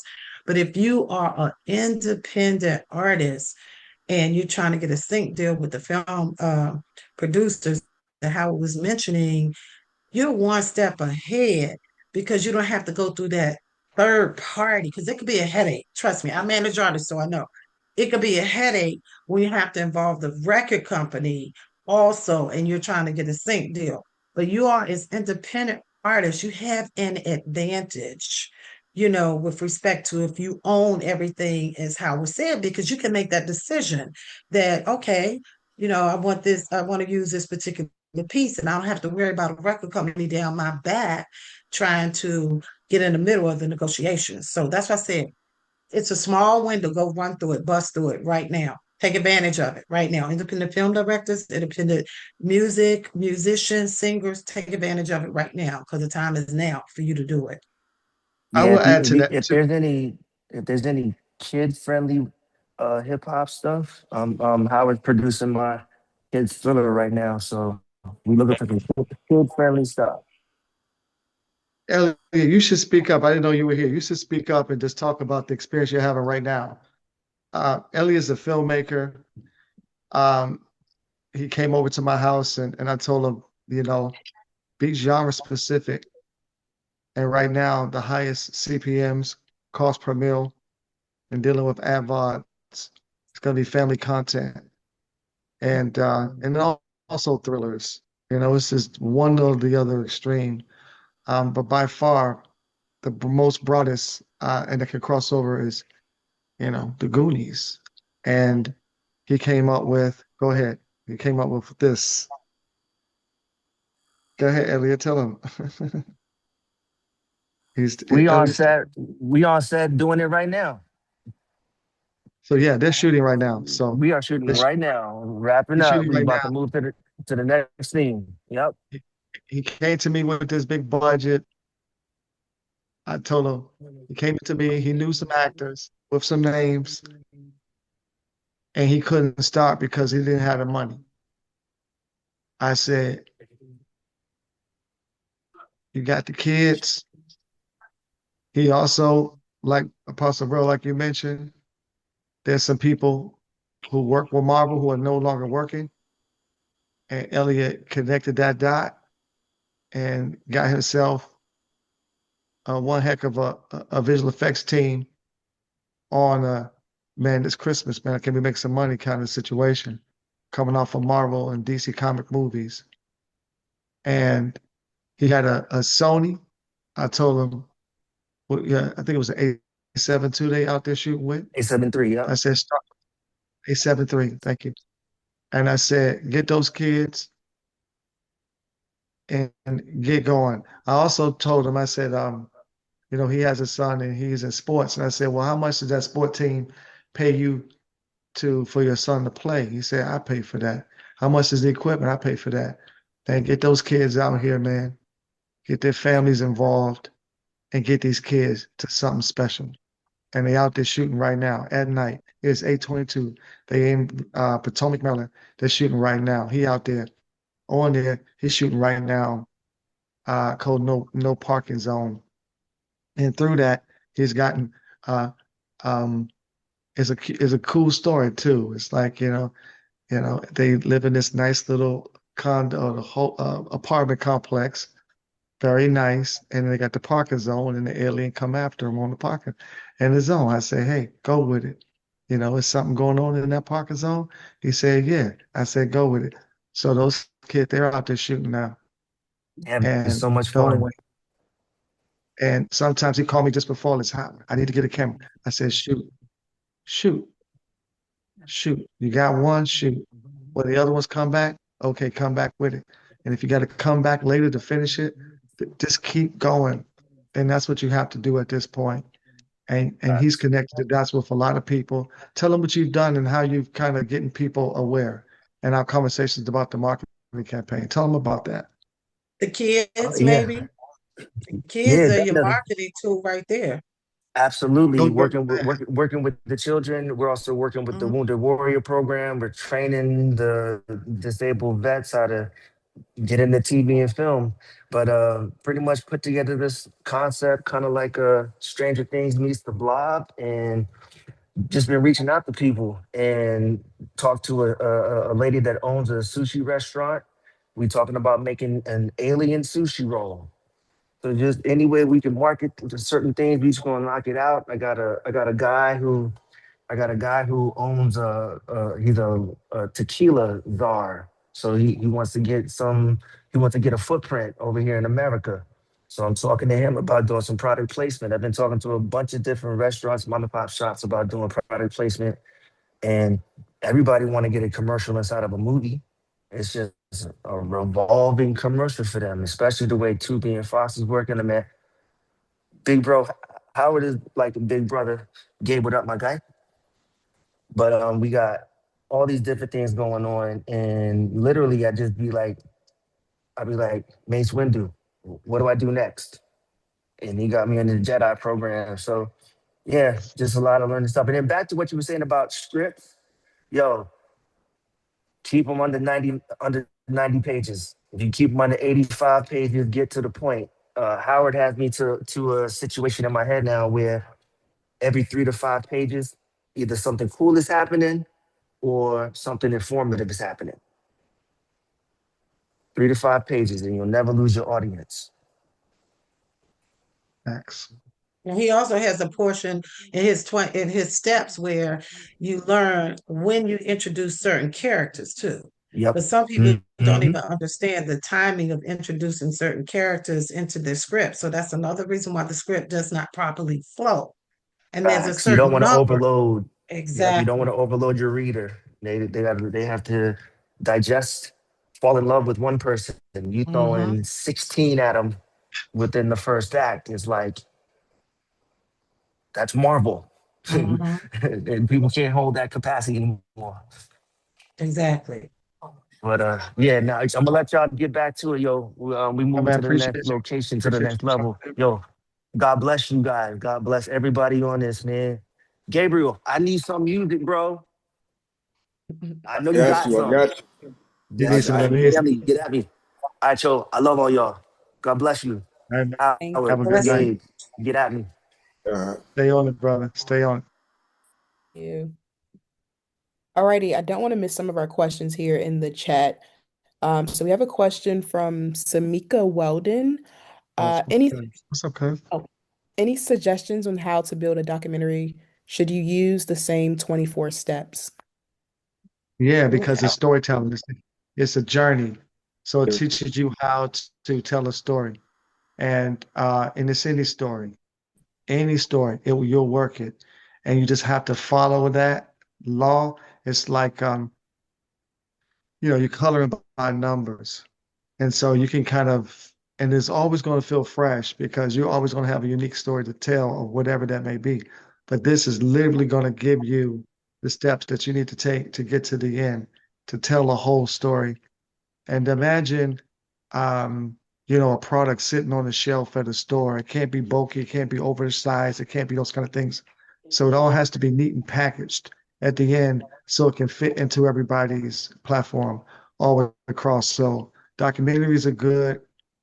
Um, and you can touch it, right? Because you're right there with it.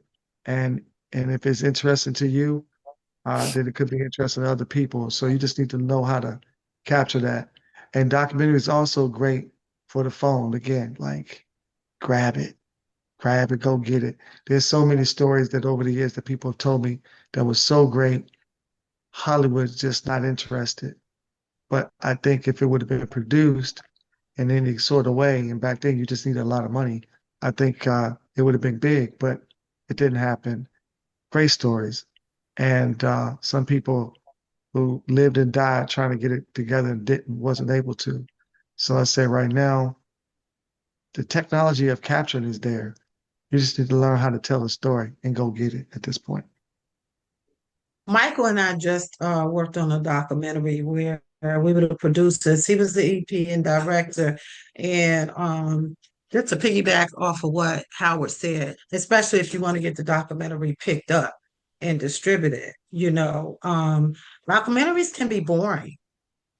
They can be boring if you don't use those steps, like he was saying, something is just because it's not a movie, it still has to flow a certain type of way so you can keep the person interested in the documentary. And so, I mean, that was reiterated to me when me and Michael just did one a couple of months ago that is in the process of being distributed even now. But you still have to get the approval from the distribution houses, and they want to look for something that flows, something people are interested in, and you're going to keep the viewer's attention. So you definitely need to know those steps. And I learned those steps from Howard. I'm just being honest. I'm not trying to, just big up his head. I'm not trying to do that at all. but he studies this stuff a little bit more intensely than I do.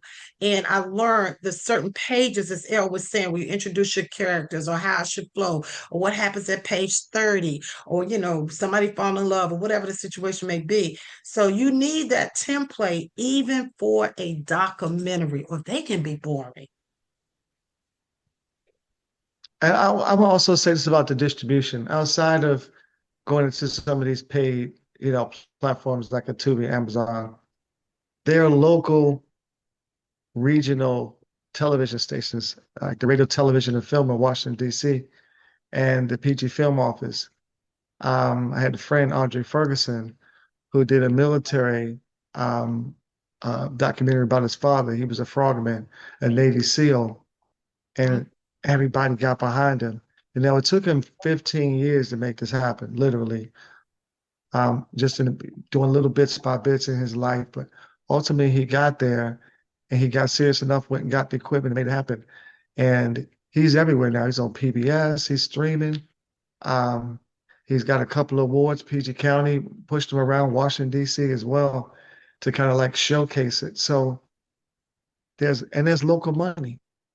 So if it's something that can be related into the cities, there's local monies that's there that they would be willing to, because it's a bit of tourism, depending on what it is, of course. But um, if it can shed light in the city in a certain kind of way and tell a great story, then you can air it in the local regional stations and get the ad vol with them too. And they do. DC will spend up to $3,500 per episode. Like, you know, if you just had the idea and you knew the format and you executed well, you can organize it as such where you go get them 5 episodes, and that's a good, it's pretty good. You give them 10 episodes, work a deal out, walk away with 35 grand. Like, that's a good opportunity, to start something up. And there've been shows, local shows and regional shows who have tried in the past, for whatever reason. They would just put them on one platform and then just would give up. But no, it's a lot of opportunity out here to now do it. And I think the industry is maturing enough to pay attention to it.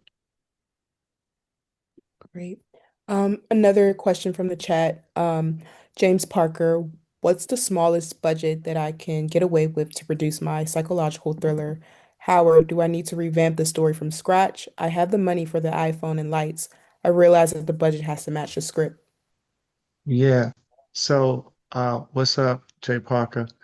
An intelligent guy right there, and my psycho guy. Get me straight. And we talked about it before. I think that, and we've been talking about this before, but micro drama is picking up. The micro market is picking up, and that's vertical filming. And you don't need much.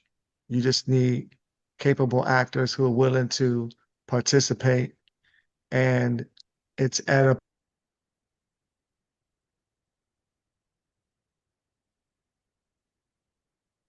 cost. Like if you did buy those gears and made everything happen, um, you know, if I had to look at Country Wayne and how he's producing his projects, kind of like that, obviously Country's making a lot of money, so he's paying the actors a whole lot more to make those things happen. But it really does not cost much. I think you know, pay actors starting, I used to do it for free. So I can't even say that, but $100 a day, like getting a couple of people to help pay their gas and feed them, you know, and put a small package of those films together, at least one, and then you can break one being, let's call it, 10 minutes long, and you broke that down into the clips, micro clips of 30 seconds. Well, you got to start, middle, and ending. So I would start breaking down like that. And so take your script. If it's 30 pages, do 10 at a time, 10 pages at a time, and then drop those down into 30 seconds at a time. And then you'll find out you'll be able to get these things going all year round. and they'll have fresh content and follow your story like a soap opera. So that is the absolute new way of things happening. And it's not really asking for a whole bunch because it's not 16 by 9. It's not widescreen. It's the, up and down, And so you don't need much anymore. You don't need much. Um, and that's really it. And I know a lot of people, when you talk to a lot of people, it could be a lot of the wrong people because they're trying to make a living in this business. And those are the people who've been in this business. But for these newcomers, man, they're ready to go for it. I had a guy, I asked him, what's the music video budget? He said 300. And maybe that sounds common to some of you on here, but $300 in a music video? Again, I started in the game at 350,000 being my medium budget to go in. 300 to 350,000. So that's really how much it costs. Great, thank you. I do want to move us along a little bit here. Panelists, do you have any like final advice? Anything else that you would like to tell before we take a quick short break and bring up just a few others to kind of talk about their journey as well? Anything you would like to add?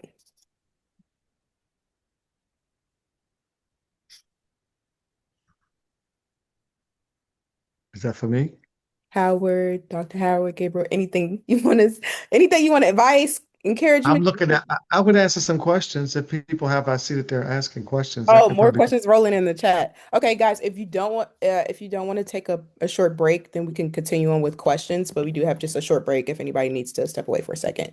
But we can continue rolling if you guys are okay with that. I'm Yeah. good. are they okay Yeah. with it? I'm good. Q&A. Let's just Okay. knock it It'll be out. the official Okay, Q&A. great. Okay. So, the next question, I'm gonna come back to you, James, just to get somebody else's questions up here. What is the iPhone camera Howard keeps mentioning, Jewel says? 7-3.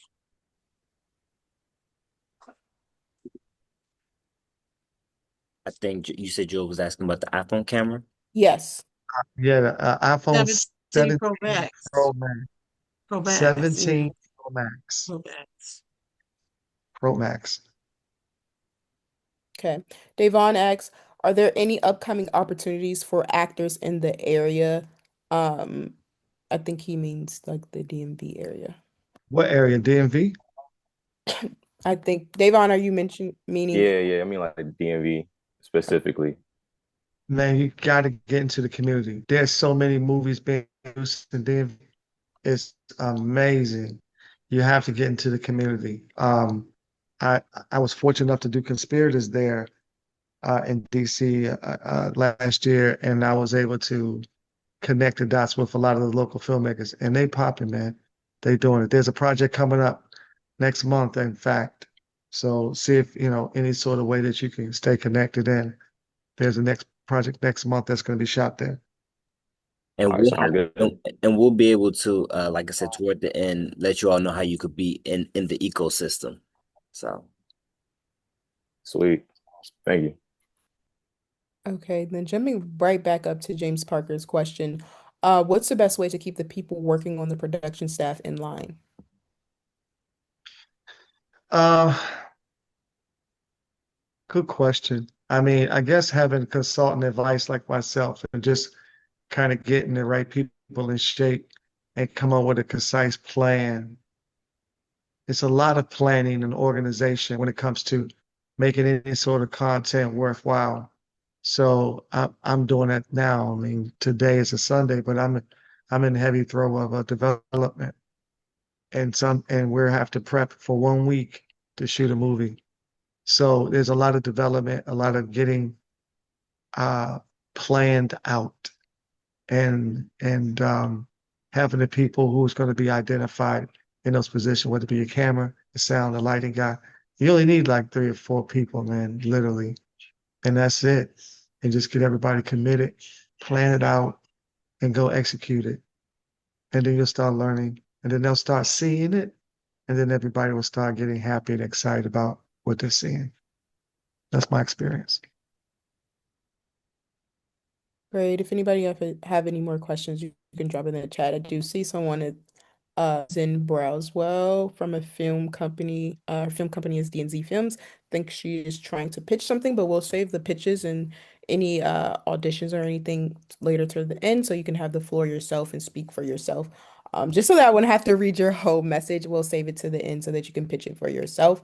But any more questions do we have from our chat or anybody that's online?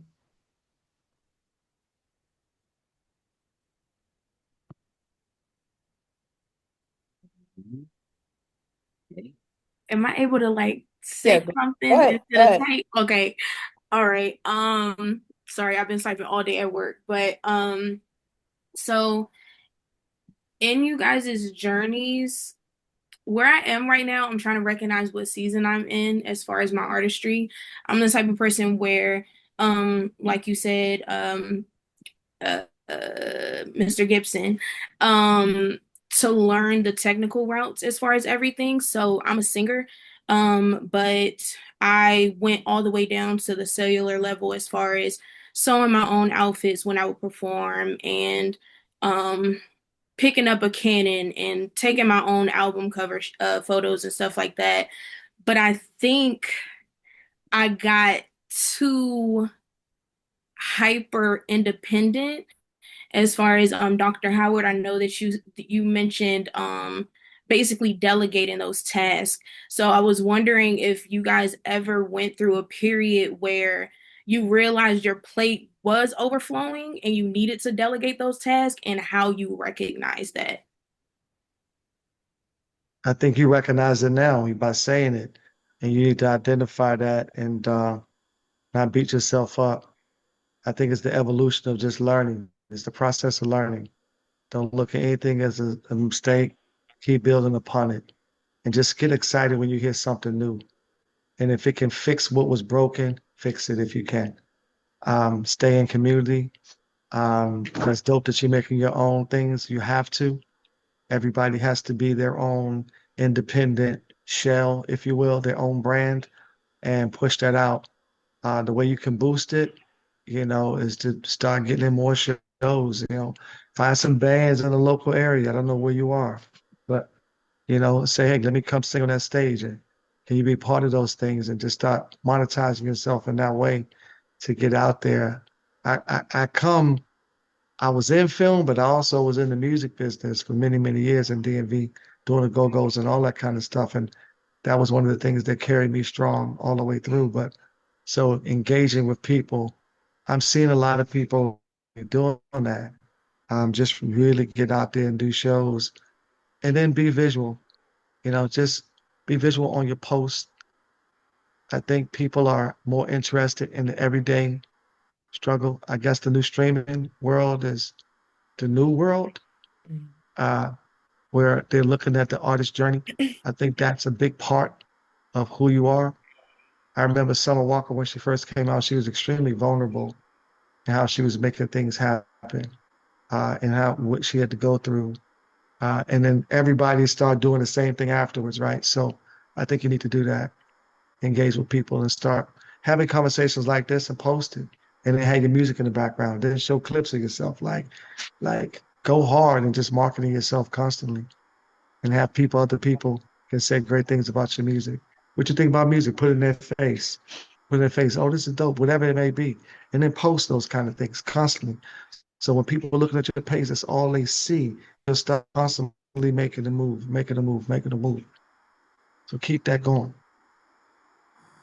I know for me, initially, I might not have had the money to delegate because everybody wants to get paid. So I had to wear many hats, and I was also trying to learn different aspects of the business. But whenever I was in a position to be able to give somebody else the role so it wouldn't exhaust me and so it could get done in a more excellent manner, I might be able to edit. I know how to edit. That's not my thing. And I know that that's not my thing. So getting to a point where I'm able to pay somebody else to do that, I would rather do that than me trying to do it because I want excellence versus just getting it done. And so I had to start learning how to pray and put my baby in the proper people's hands too, because you don't want anybody to abuse your baby, especially with your business you work so hard for. You don't want anybody to come in one week and just mess everything up. So I had to learn to start trusting those who were more capable and things I had to do at a particular time because I just didn't have the funds to delegate and I had to know how to do everything. But now at this age, it would be exhausting for me to try to do everything. I have to find like when it's something I need with my videos, I'll call up Michael. I called up Michael to do something very recently with my videos. And because I know that my doing it, I would get frustrated. I can get it done, but it'll take me 5 times longer than it would Michael. That's his niche, that's his thing.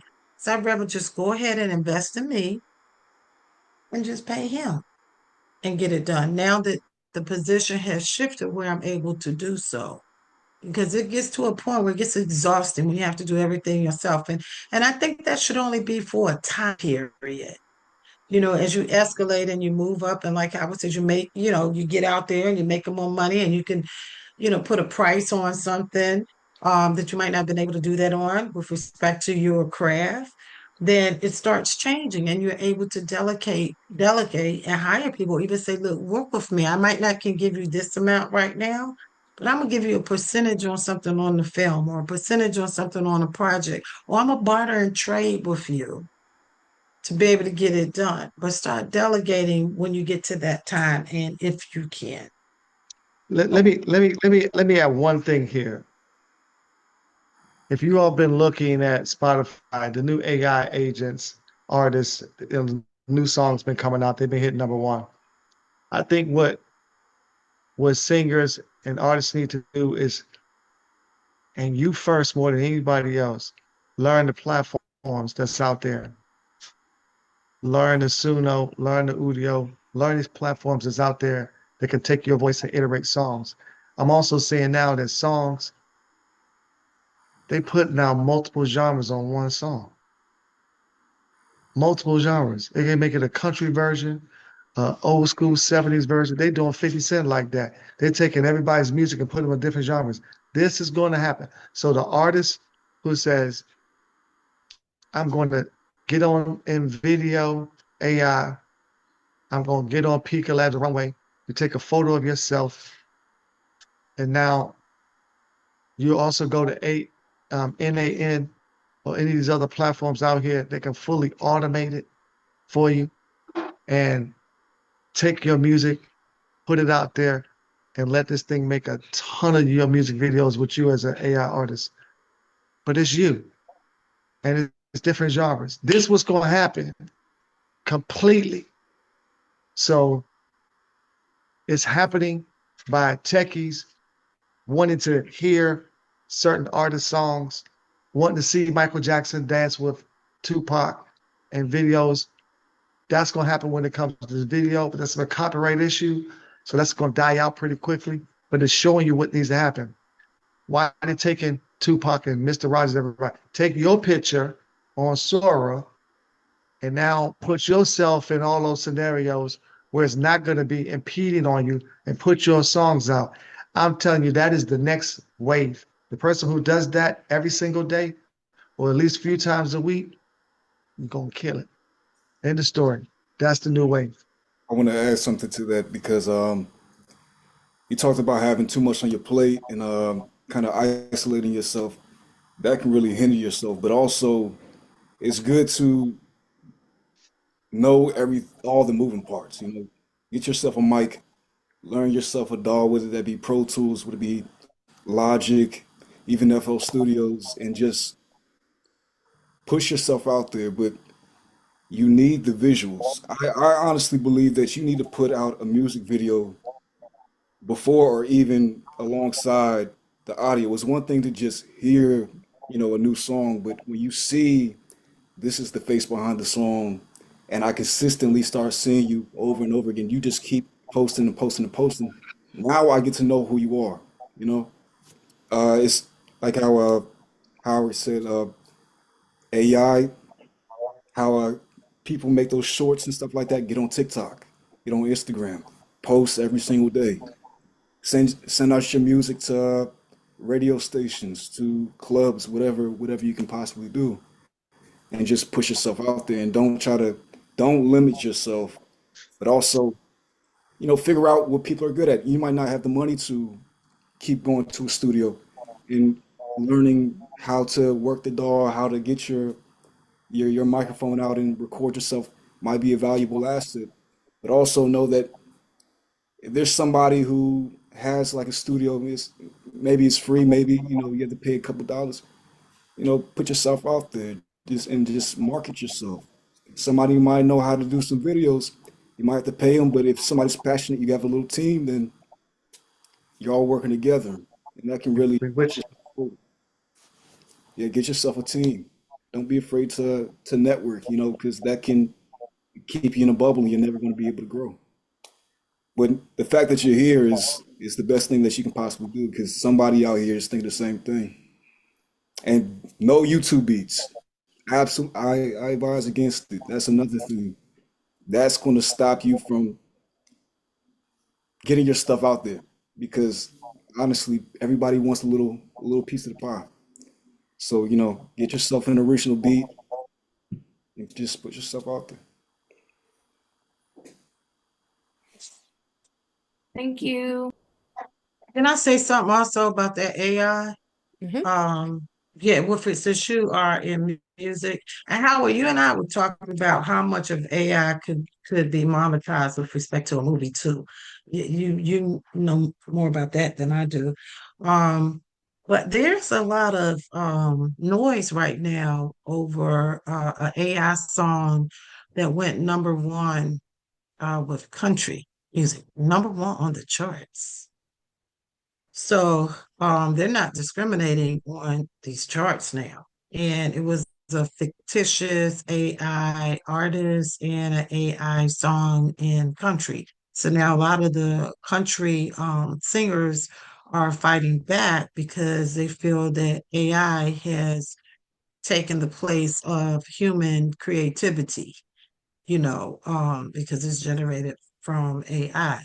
So it's a lot of noise right now going on with them replacing people who have been Grammy winners and stellar winners and things of this nature with respect to AI. Now, Howard can tell you in the film business how much of something can be AI and still be able to be monetized. But I know in the music business, right now, it's the number one artist in country is AI and getting all those streams from that AI song. Um, so I don't know, maybe Howard, you could speak on that a little bit more because with me yeah. working in the music industry, it's a problem for me. And it's a Well, problem I for think, my artists, and they're scared, they're nervous because of this. So well, I Howard, think it's maybe you gonna be could talk about it a correction. little It's gonna bit be more. correction. It's gonna be correction. I mean, that there are a lot of platforms out here. Rock Nation is turned into a platform. There's gonna be correction for the value of what AI is gonna get per streaming versus the human involvement now. And so they're really talking about those things because being quite honest, there's been a lot of AI music out for the past like 4 or 5 years that nobody even knows. But the limitation factor of that is that you can't bring that person to a live venue. You can't, learn that who that person is, you know, in a one-on-one as an audience. So they'll live and die inside of that streaming just for listening's sake. Now, what people can do is go in and you can stream while you reproduce it yourself and sing it yourself or rap it yourself. There's a whole monetization formula of people clipping songs and redoing songs, redoing their own spin of it. Like, so it's a hustle. There's so many ways to get money off of those hits because there's no real artist who's really doing it for real, but you can go and repurpose it. And this is early stage. There's still a lot involved when it comes to AI, when it comes to the monetization formula, but I think there's a few answers coming back for artists, but you have to be a triple threat. You got to be like up to the minute on the creative technology of the arts, which is the AI. You got to learn DAW systems, like my son said. You have to learn Fruity Loops and all these other kind of platforms out here, Logic and Pro Tools. You have to learn it in some way, form, or fashion, because you have to add some manipulation to the songs, or your rights now, once they finish figuring this out, they're gonna start chopping all these rights down. Right now, you can own 100% of those things, but just like Udio, they just got bought up by Universal Music Group maybe 2 months ago and switched the whole system, switched the whole payout, everything. So those things are still going to be up and down, but you can use them as a tool to help you help yourself, really. And that's the way you should look at it. Yeah, don't let AI do all the work. Right. You have to put your own input into it and utilize it as a resource. It's not the creator, you're the creator. Use it as a tool, you know? Yeah, just make your beats. You know what I'm saying? Like take your beats and put them in your DAW system and resample that stuff, and you can chop all your own stuff up. Like you can sample your own work. You can sample your own stuff and do all that kind of stuff. So, you know, but put your feel into it, and I think it'll go further. I have a question personally, just on like trust. I know that Dr. Howard, you talked about just trusting someone with your baby. And for me, um, it's been kind of hard just trusting other people with my vision and what I'm doing and, trying to blossom into more. How do you navigate through that area, especially if you've been, I guess, done wrong in the past? How do you kind of maneuver through this industry and, continue to try to grow if you're kind of hesitant of either, just trusting somebody with your ideas or your business, or, just how do you really just trust again? Well, honey, I'm a whole lot older than you, so I've been burned 1,000 times. And Michael and Howard will tell you, I don't trust a lot of people in this industry because there's something called a user spirit. I'm just being honest with you. And I've been used, people who want to catapult their ministry or their business or whatever by my contacts, but then they don't want to return the favor. So it makes you a little leery like that. So for me, I've really had to pray, and then I had to say, you know what, I'm gonna have to let a piece of this go because I'm looking at the outcome, what's going to be best for the particular project. And then I have contracts that I have to put in place that are so tight, like non-compete clauses. And because I've had people who have tried to take my clients from me. And so to work with me, you have to sign NDAs, you have to sign non-compete clauses because I have been burnt. So I've had to become a little wiser to be able to delegate. You with me? And then there's a timing in when you share stuff too. I'm sure Howard and Michael do not just go run and tell the whole world what their idea is for their next film project. I know that because people will steal your material, your intellectual property before it really comes to fruition as your intellectual property. So you got to be very careful and wise and smart in that regard. So start doing NDA, start doing non-compete clauses, start making your contracts real tight. But if there's somebody who can do something better than you to help you with the outcome, then you have to relinquish a little bit because you have a goal at the end of it all. And that's what I had to do. And I still don't trust a lot of people. I'm just being honest with you. I don't. But now it's through contracts and it's business. Let's be business now. I'm not your buddy. I'm not this is I've had my buddies. I've literally helped people get money for their films. I've been burnt. Do you hear me? Yeah. Literally help them get money for their films, and then they don't even include me in their films. Talking about burnt. So once I saw them for what they were and who they were, I don't do business with them like that no more unless my contracts are super tight from a lawyer because I've already been burnt by you. So that's what you have to start doing, You Yeah. can't do it all. And there's always going to be somebody who does something better than you when it comes to the bigger picture. There's levels to it too. There's levels to that. Bro talking from the level of signing the deal or signing the contracts, right? But there's even, I recall my earlier days when I just had friends and people close to me that I wanted to try to, share a vision with. and you put so much time and energy in that person and with you, and you think that they are sharing it in the same level, just know that they're not. Um, and just learn how to have a fast bounce back. I mean, seriously, I bounce back so quickly. And this is business. Bounce back. And then you have to do your own due diligence. A lot of folks, I'm not gonna call it just us because I've seen other groups of people, but a lot of us will jump for the first thing we hear, not fully understanding the scope of what it is. My son, he said it again, study, study, study, study, study, study. There's gonna be a time when you guys just need to be in the incubator and ain't nothing moving but your mind. And be okay with that. Be okay with like in your silence so that you can, your silo, so that you can burn through and knowing what you're getting involved with. A lot of people come being musicians and filmmakers, more so musicians, because I came out of music videos. Everybody was on a high when they doing a music video. It was going to be a hit. It's going to be the biggest thing in the world. They were one hit wonders. Um, you know, I got 5 on it. It's very popular now, but not then.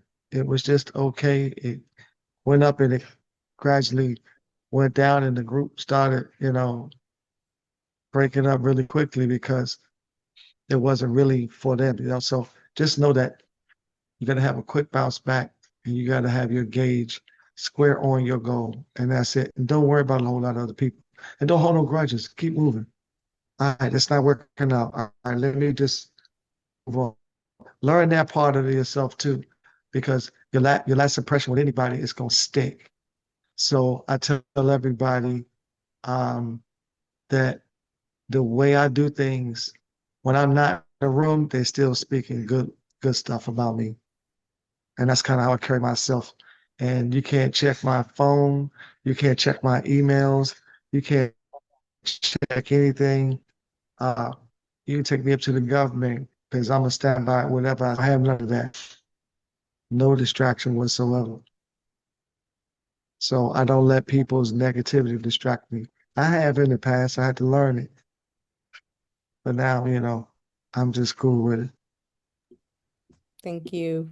And one of our last questions before we open for like pitches and auditions, Samika Weldon, when starting a film, how do I kickstart? For example, I have the idea in my head, but because it's so much in my mind on the topic, what are some suggestions to silence the noise in your head and kickstart your vision to create the ball and chain as a new person filming? Tamika, you need to be like learning my 24 steps and just write it out. Just start writing things out, whether that be in, I still do, I write things out. I sketch things out. I still use my physical muscle to just write things out sometime. I know it's an unnecessary process, but sometimes I gotta just have an idea and I just go after it, right? So I either go on my phone, or my laptop, or something, and I write it down. Um, but I know what to do, the steps in the process if I want to take it forward. So I say learn how to tell a story by getting hip to the process I put out and apply that. Apply it. Learn it, and you have to learn it. When you learn it, you'll be cold. You'll be moving so fast, so quick. You'll be playing around with it, and you can combine it and everything else. So I would just say learn how to tell a story from start to finish, and not you won't ever have a writer's block, ever.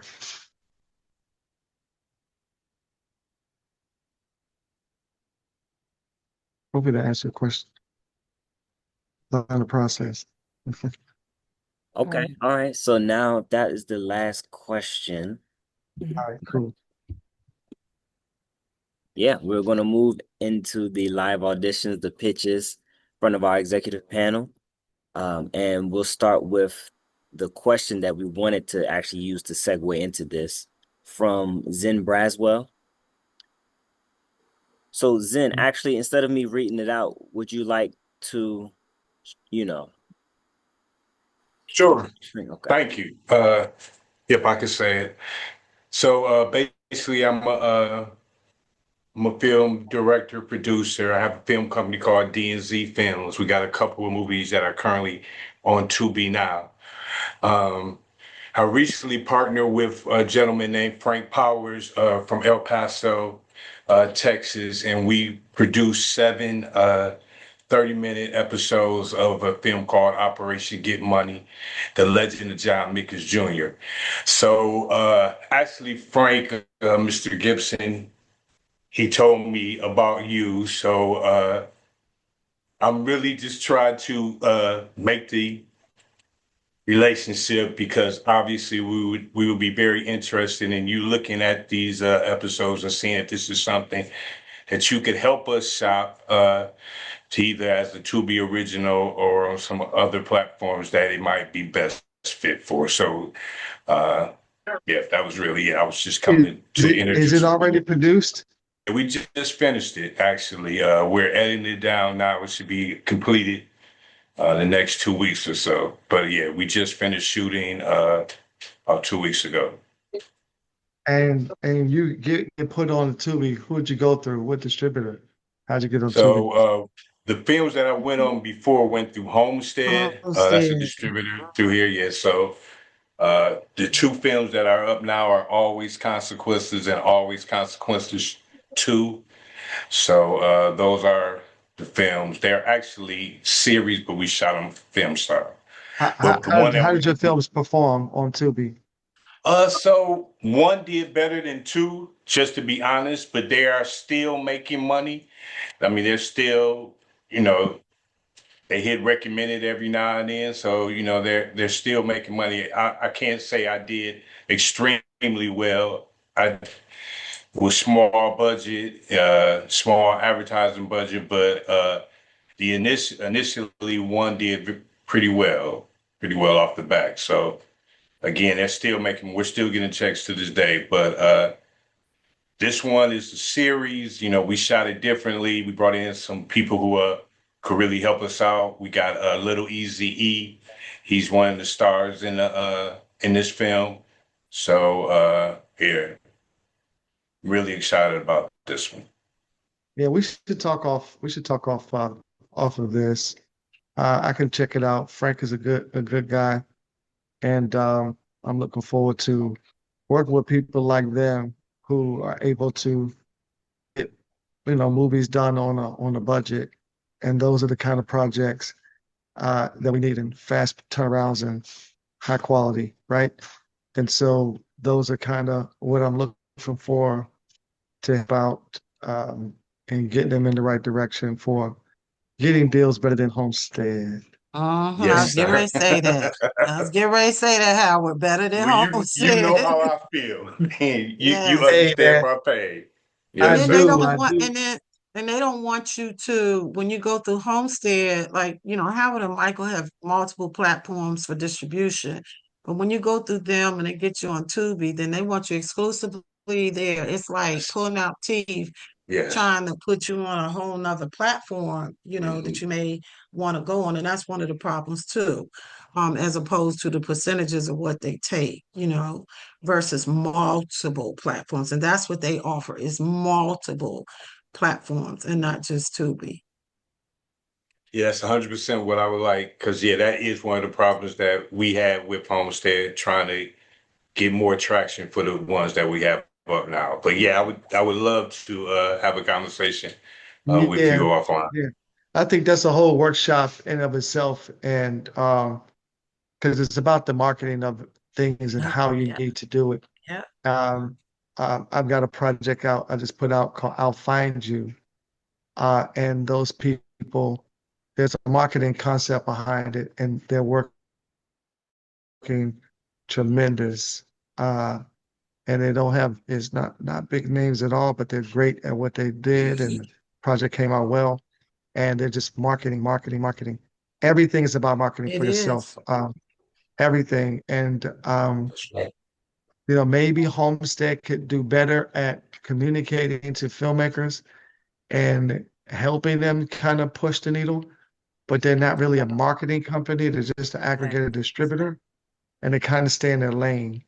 Um, but there's a big piece I think that people that I think needs to be implemented into everything. You know, it's like half of a studio. They're operating like half of it, you know. Disney do something, they go do the marketing part. Everybody does the marketing part for their films, but when you're dealing with these second, you know, these throughput distribution channels, they're just going to get you on a platform. They're not going to really help you out at all. So we'll talk about that later on and off. And I have some solutions that I've implemented and everything that I do, and it's always turned out very well. Okay. It's the same concept I was saying earlier about marketing. Like in the record business, if you can have a phenomenal record, but if you don't have a marketing plan and a way to draw traffic there, nobody knows that you have a phenomenal record. And those distributors just don't do that. And that's where the creativity comes and the barter and trade and even marketing dollars set aside. So it can also be marketed as well to drive that traffic there, because I talked about some projects that were not that good. And a friend of mine was making, as I said, $500,000, and it wasn't good stuff, but he had a dynamic marketing program that was driving the traffic there.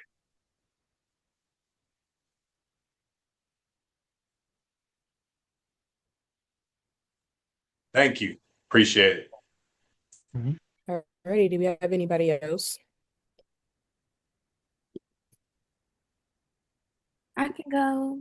Hi, hello. My name is Kwanje. I am born and raised in the DMV area. So, I grew up, of course, off of go-go. My godfather actually used to play for Chuck Brown. I feel like some way, somehow, I've always been connected to the industry, but I am classically trained. So I started out singing opera for about 10 years, but my bread and butter is R&B. My goal ultimately is to be um, a timeless artist in all elements. One of the greats. It's hard doing that while managing school and work and everything else in between. But um, as far as what I have so far, I have two music videos under my belt.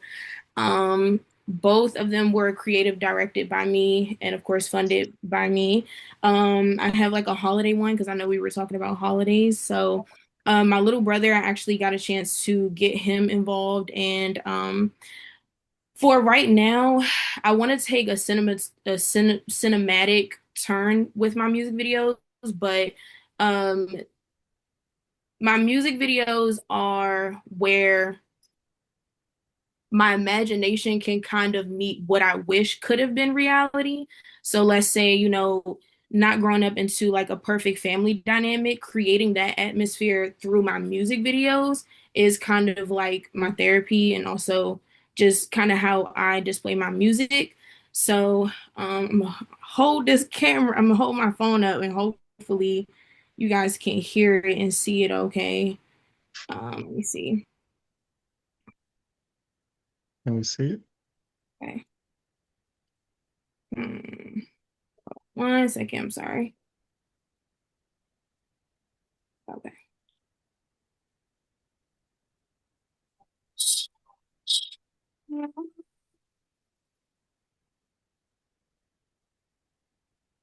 We may not be able to hear it. Oh.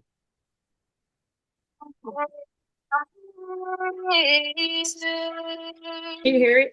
If you need me, I'll be right here. I don't know. Hold on. What I can do, you could drop the link in the chat and I can also share it to my screen so that everyone can probably hear it more clearly and see it more clearly. Okay, I'm gonna do that. I'm gonna do that. I'm gonna do That that was right sounding now. incredible. That was sounding incredible. So yeah. Okay. So Thank you. while she does that, do you want me to jump to Kimberly, Michael, or do you want us to stay on Kwanje? Well, I want to say something about that video. Working with recording artists myself, videos have to have a story and a concept as well. And the way that flows even determines how you keep the attention of that viewer.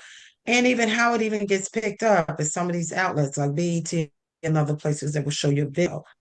So we're back to a storyline and a storyline that must flow in order for it to be impactful.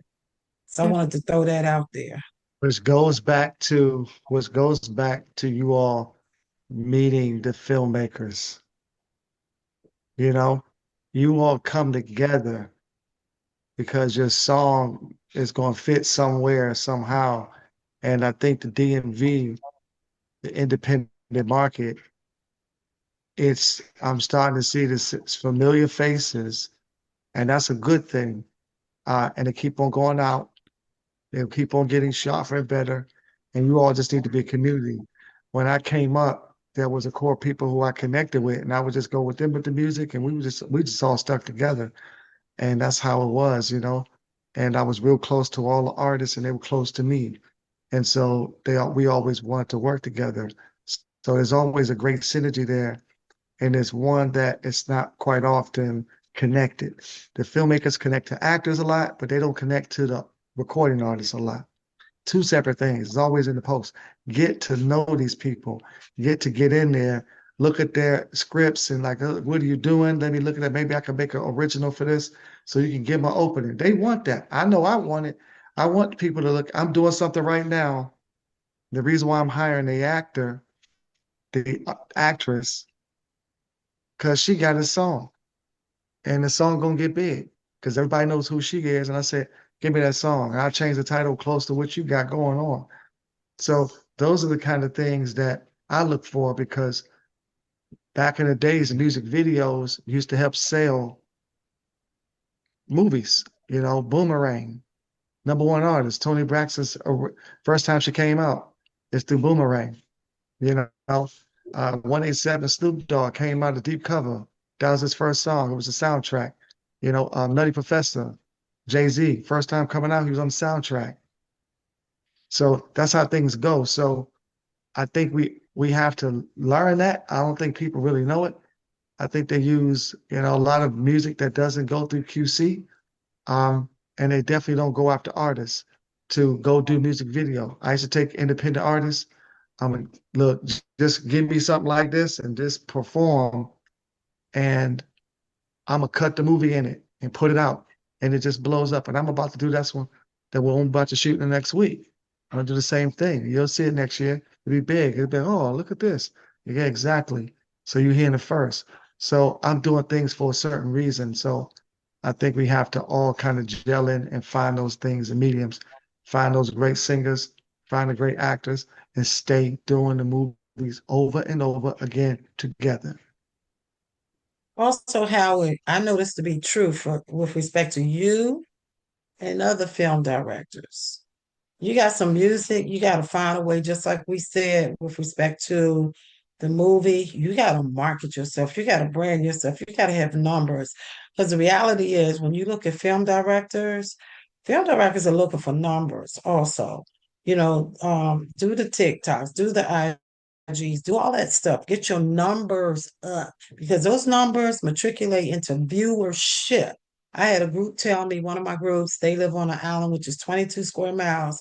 They were like, well, Apostle, we can't get our numbers up, blah, blah, blah. I said, you better get creative. If you got to do something, talk about your babies, you got to do something, talk about your relationship, even though they're singers, you got to do something, talk about your experience going to church today. Start getting the viewers to engage with you. Start getting them to come over to your channel, your page, or your whatever your real estate space is with cyberspace, because numbers mean a lot to film directors. I'm telling you, I know a lot of them I have worked with have asked me, what are the numbers on somebody's IG? What are the numbers on their YouTube? Even with promoters, when they're trying to book artists from me, guess what? They go look at all their numbers on their YouTubes, on their IG, on their TikTok, because at the end of the day, they want to they want to pack out or get more of a guarantee that they're going to pack out an audience because of their fan base. So when you do these videos and stuff like that, you got to really push for numbers with that as well. Be an influencer with your own music. You got to do that. That same group that was 22, they went from one digits, then now up to almost 6 digits. On the island, it is 22 square miles because they started getting creative when they knew they didn't have stuff at their fingertips like we do here in America. You got to brand yourself in that way if you want to get that attention drawn to you with your craft. I had to throw that out there. Am I telling That's the truth, good. Howard, about them I think that's numbers? posting every day. How to get there is post every day. Post every day. Post every day. Post on TikTok because they work off of algorithms. So the more you post, the more open their algorithms are to you. There's no humans behind there allowing you to get more views or not. There's a few ways of doing it. $5 or $10 to boost it yourself and push your stuff out, but then post every day and then start posting yourself with the music underneath it, and start talking about it. Start having other people listen to it. You got to look at this. You got to look at yourself as a brand. You have to do this. Yes. Everybody has to do it. Everybody. This is the new way. You have to brand yourself because there's so many millions upon millions that's doing the same thing. In order to get through, you got to break that noise by just having everybody around you knowing what you do. Everybody. I think when I was young, I was doing this stuff so much. They only knew me for this. And that's just what it was, you know? And it's I've maintained it over the years. But that's what you have to do, you know. You got to get in and stay in and meet the people. I mean, I can't say that. You got to, right now, it's all about community. Everybody on here is about community. That's it. And we got to stick together because that's all we have. These new Hollywood streaming platforms, the DEI, they got rid of all of that. They got rid of all of the, and I had good friends who were like CEOs and everybody. They lost their jobs everywhere. 40,000 people lost their jobs in 2 years. And so, again, I'm having to relearn some things, maybe at a different level from you all, but I'm having to relearn the contracts and how contracts go, how the distribution goes, and then what we must do. And right now, this is about being on the ground, and make it happen. And then you're going to get to, and if you keep on doing that, you get in the community. There's some people on this thread that there are in that community. I'm just noticing who's on here, but some people are in that community where I can go on Tubi and see your face and see another one that you want, another one that you want. You got to keep doing that because this is the very first year. It's not even the full 12 months of the new shift. That makes sense. So we're in the beginning. And if you do this for the next 2 or 3 years and you get with great directors and great, creators who are going hard and you're not worried too much about the money, hey man, be broke for a minute. Go through the shit for a minute, excuse my language. Go through it and get that out of you because it won't be there too long. So you got to get up and get out and get into something. And so that's really where you're at. And don't try to just do a whole bunch of other distraction things. Like, you can't distract me. I'm not going to nobody's parties. I'm not doing nothing. This was hard for me to hear. You ain't, no, thank you.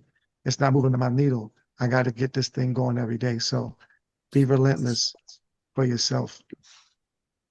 That's Howard, you good. said something about algorithms, and I want to piggyback off what you said about algorithms. When you have a new product and you're trying to get your viewership numbers up, there are certain times throughout the day where there are more viewers than other times. I know when we're trying to put out a particular song, we may all hit it at the same time during the window when there's more viewerships. And a lot of the viewerships with IG are like PM times. And believe it or Yep. not, you have PM times and weekends.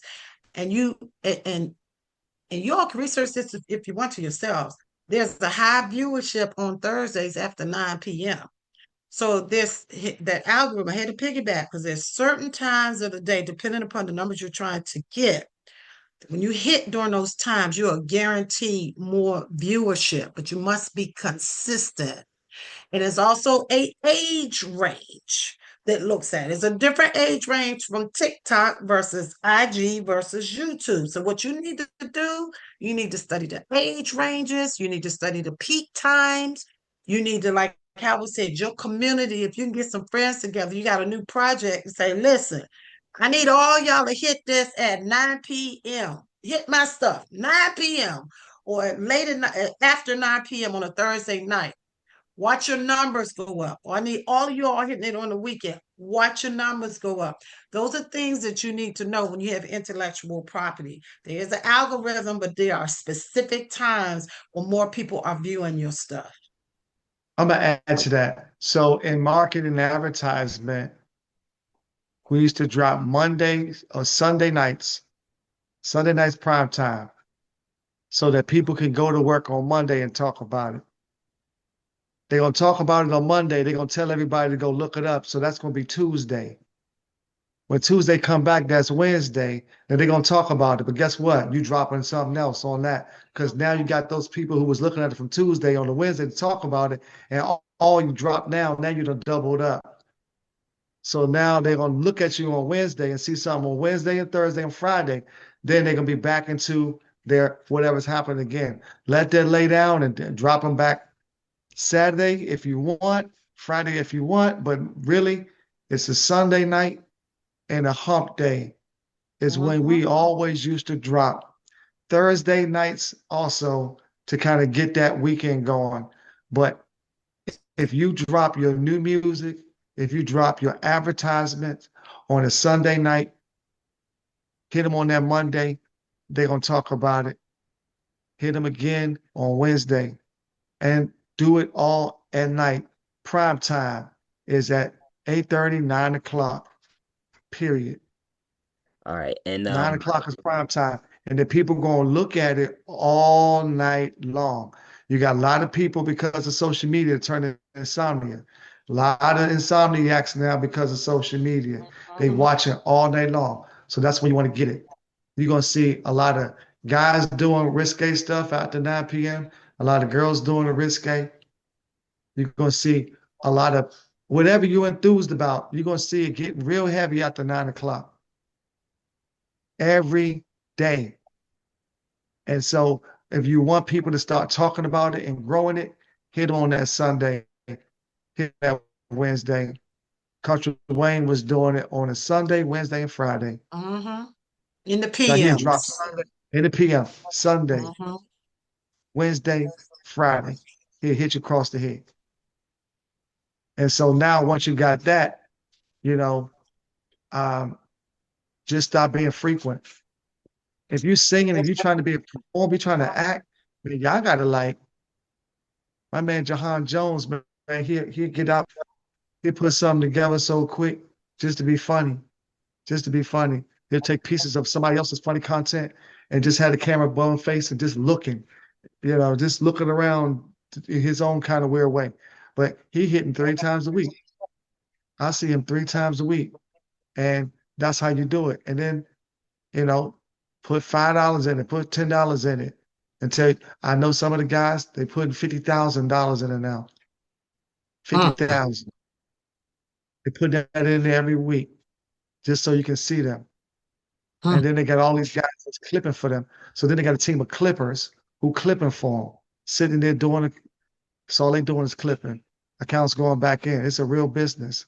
So the new avenue, if you are a social media influence, how I'm gonna find you, because you posting so much.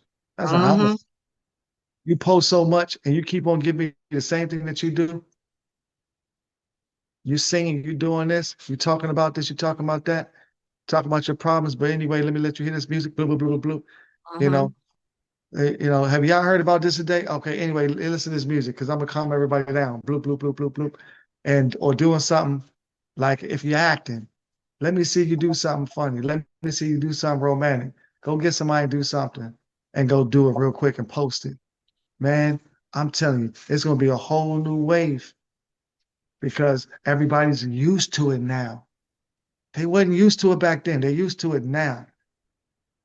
Back in the days, we had to go do the television and go do anything. Right now, y'all got the phones on your pocket wherever you go.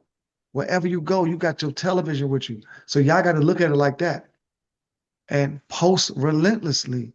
Do clips. Some of y'all on Tubi, if you got some on Tubi, I need to be seeing your clips. First off, convert everything into vertical. So get somebody to do it or get your software to do that. Or just start posting it. I ain't never seen your movie. Give me some clips. Sunday night, Wednesday, and Friday. I want to see some clips of you so it can spark my interest.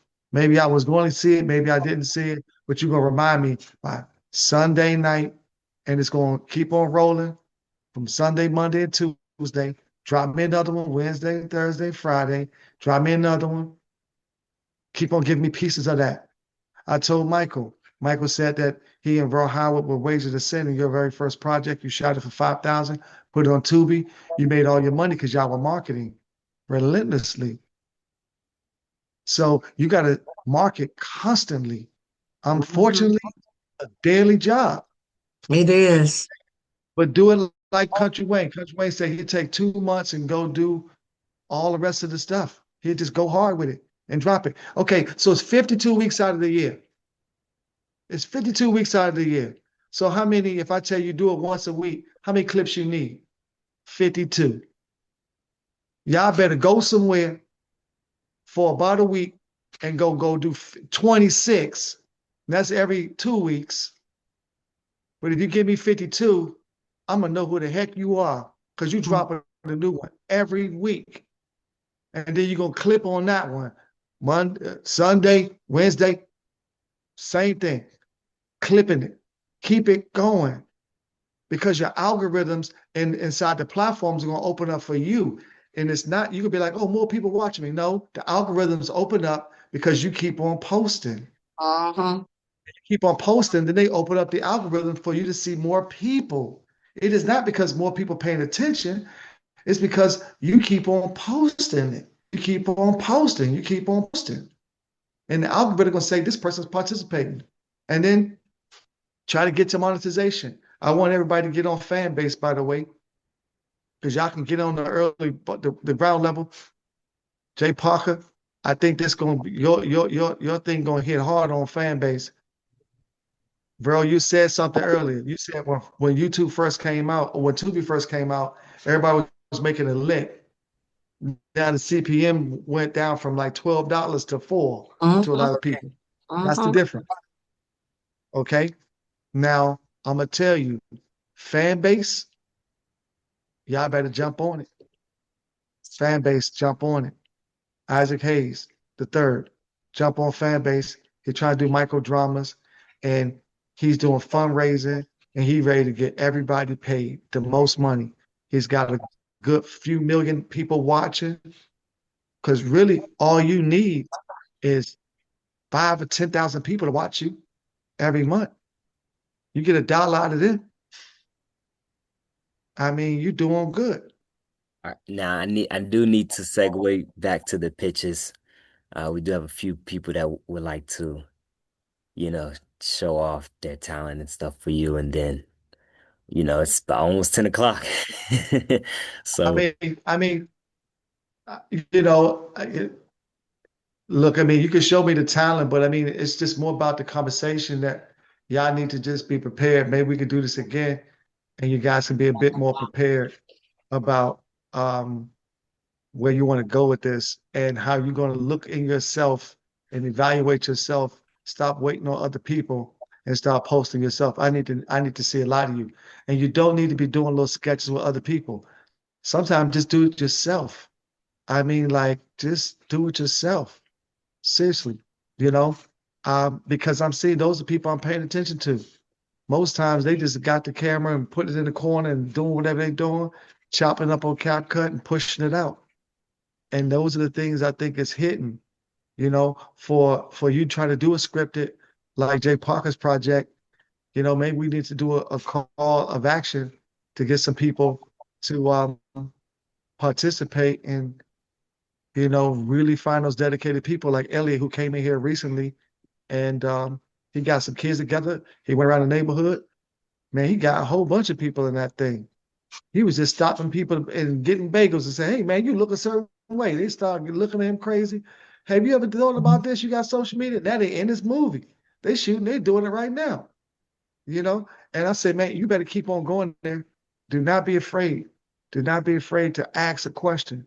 Worst thing you're gonna do is get a no. A no is a fine. Move on. You know, my daddy told me the rule of 100. He said, Howard, go all the way until you get to 99. I bet you ever won't get there. And I used to think about that, man. I used to say, all right, I'm preparing myself to get 99 no's. I'm gonna get one yes. And boy, I done took it up to 80s, 60s, 70s sometime. But I got that one yes, that was a lick. Oops. What you want me to do? A whole movie doing what? Okay, let me go get that. Columbia Pictures? Oh, let me go do that. It happens, but I kept, blowing up the spot. And even now, you know, I feel the pain for Hollywood going down. I feel the remorse. I feel the mourning. I feel all those things about Hollywood burning. But right now, I'm paying attention to what is tomorrow about. And that's exciting. Hmm. And all the young people that's here, that's exciting. So I want you guys to get at it. Get at it for real. Hmm. Okay, all right. Somebody on here gonna break bits, gonna break bad. Somebody. Well, we can move on to testimonial from Shanisa. Starting with Shanisa, then since and that Denise, way, what was Shanisa Dixon. I mean, I was gonna say ah that way though, the visual performing artists that would like to be a part of Howard's ecosystem. Like I said, we'll have those next up for you at the end of this. So yeah. What's up, Shanisa? What's up? Hey y'all, how She y'all was a trooper, doing? y'all. She was a trooper. She came to my set. She was on Conspirators. She was right there the whole time, and she stuck around while other people was out there fooling around. She wasn't.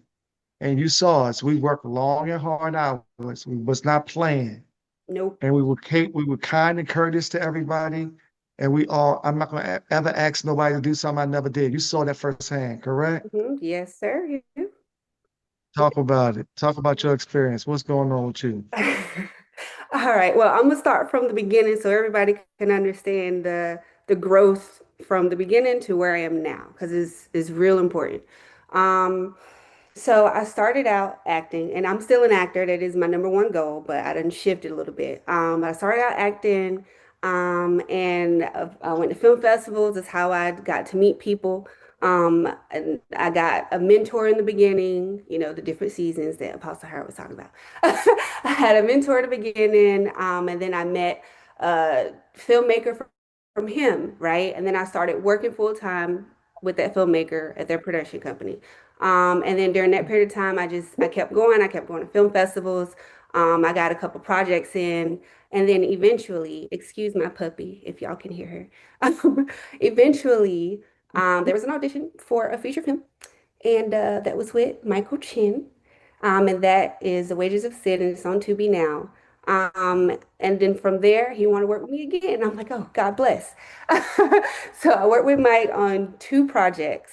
And then from there, he showed those projects to Howard. And I don't know if I knew beforehand because it's been a minute, but then Howard had a screening out in DC, somewhere out there. And when I met him, he's like, "Oh, yeah, I know you. I've seen you on TV." And I'm like, "Oh my God," like, wow. So the connections are very, very important. And then from there, still working with Mike, of course. He told me about Conspirators that was filming out in DC last year. And that's when I actually came on as background. But I really, really, really, really wanted to learn. So he took me to back. He introduced me to the team, and I told him that I wanted to be a PA as well. So I actually got to do both, which was literally a blessing. When I tell y'all that working on this set was one of the best things that have ever happened to me, everybody was literally family. Like you get up there, well, with them, it's not like it's with everybody. But Thank you. Thank on you. a Gibson set, you go up there, you immediately family. That's just how they work. It's how all of them work. And it was just such a huge blessing for me. And then after that period of time, later on last year, Mike wanted to work on some projects together, and this time it wasn't on camera. And to mention that I also did do some like behind the scenes work with him here and there. But we did two feature films last year where I co-produced, casted was the casting director, and I did some line produced work. And when and that also just set me off to even more projects this year. So it's networking is very, very important, and to just be kind to people in general. Like you never know who's watching. You never know what blessings are waiting for you on the other side. Like you never know. So definitely keep going, and definitely do the networking and just believe in yourself because it's definitely hard. But there are people out here like the people that are hosting this that really do care and really do want, us to win. For sure. I didn't pay you to say that. Mhm. You ain't pay That's me to say good. that. Look, you didn't have to. Everybody knows who know that I worked on your set. They already know. They know how Yeah, amazing it was for me. So yeah. yeah. We have Ramon. We have Ramon here from actor, full-time actor. He was in my last film, A Mother's Daughter. He's here to tell a little bit about his journey in the ecosystem. You're trying to get his Yeah, you on mute, Ramon. And we also have Jeff Jackson here too.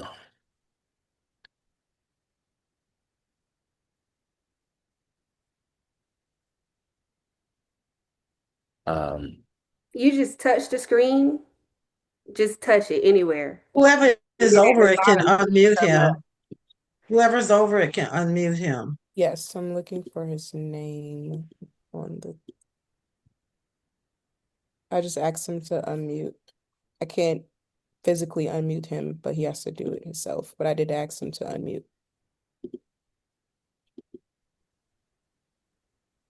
wow. Well, we'll just go to Jeff right now, and then and then when.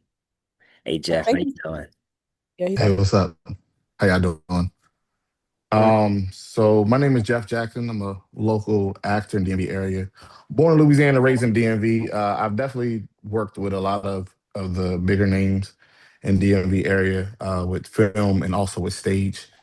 Kind of took a break for a while in acting because of the politics within the acting in the DMV, but I'm on my way back out to step back in to the acting game. I appreciate Mike for the opportunity to come up and talk about my experience with him. I've known Mike for a while. I've acted with Mike in stuff. I've directed Mike, and Mike has also directed me in his film that he has on Tubi. Working with Mike in that film was a blessing. It was a good time. Something different that I never done. Never done live action turned over to like a cartoon to do voiceovers and everything. So that was definitely very, very, very interesting. Definitely something that I wouldn't mind doing again. And I just kind of piggyback off of everything everyone has said so far with networking and making sure that you know the right people, make sure that you're nice, make sure that you show face, make sure that you stay tapped in with your audience and your followers.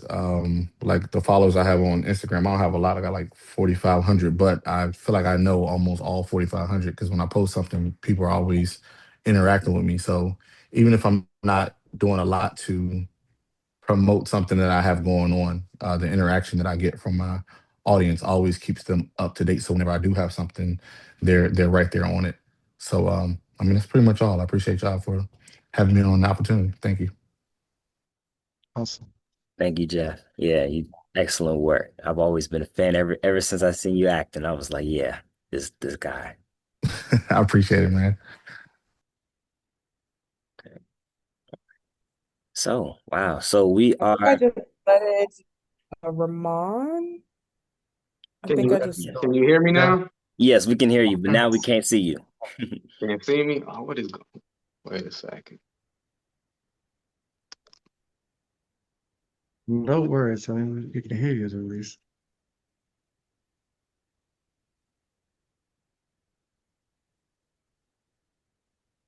Can you see me now? I guess my visual's working, but hey, that's why I act and I'm not in the media, in the background. I don't know what's going on, but if you guys can hear me, my name's Ramon Yes, we Tab. can hear you. I had the pleasure of, first of all, you guys are great, man. Thank you for all the information you guys are giving. It's really helpful. For me, I've been acting full time since 2017, and the business has changed, constantly with me being in it. And just that up to date info you guys are giving is really helpful. I had the pleasure to work with Mike on A Mother's Daughter in 23. I played the character of Ralph. Um, Mike, I auditioned and they gave me the character. I had a lot of fun doing that role. Since then, I've done other roles in the DMV. I've had the pleasure of working in New York and a couple other cities. I just did a short in DC and a couple other projects. And like you guys were saying, it's all about community. It's all about coming together and work, finding your niche in the area. And it's a lot of great actors and it's a lot of great projects going on and it's a lot of work, and it's a lot of you just got to have tough skin and you just got to keep going. It's like, like you said, it's like that 99 no's for that one yes, and then you just got to keep going, keep plugging away at it. Real. That's real. Yeah. All right. I think everybody on this should know each other if y'all in the DMV. I mean, definitely. Um, it's important. The community is important. I've been doing this 34 years. I rely on my friends who I've known 34 years. Straight up. Like, that's really what it is. And some of us were PAs 34 years ago, and now some of us are like running networks. And you can't get around us because we're friends 30 plus years. So when I'm picking up the phone, I ain't talking about, I'm trying to pitch something. I'm like, boy, what you doing, man? We talk to each other at the houses, like, when you going to work? And let's go ahead and close this deal. Relationship is everything. Relationship is everything. And keep it intact. And then when you run into things that creative people are just the craziest people you're gonna meet too, just so you know that. Everybody's super creative and kind of a little crazy and a little manic. And just be aware of that. Laugh that off, man. Just keep on going. Don't be taking anything so hard because man, that man do that. Move on to the next one. Denzel Washington, somebody asked him, do you watch your movies or what you look for? He said, man, I be looking for the next movie. He don't even watch his own movies. I don't watch my own videos. I let somebody else see it. I ain't gonna sit back and watch my own stuff over like that. I'm moving on. I said, you saw it? Okay, cool. You like it? Maybe I remember what I shot or I didn't. I move on. So, just keep on going, man. Okay. All right. Well, we definitely do desire to get people into the ecosystem if they want to move to that next step and take their career to the next level. We have our scale specialist, Catalina, here.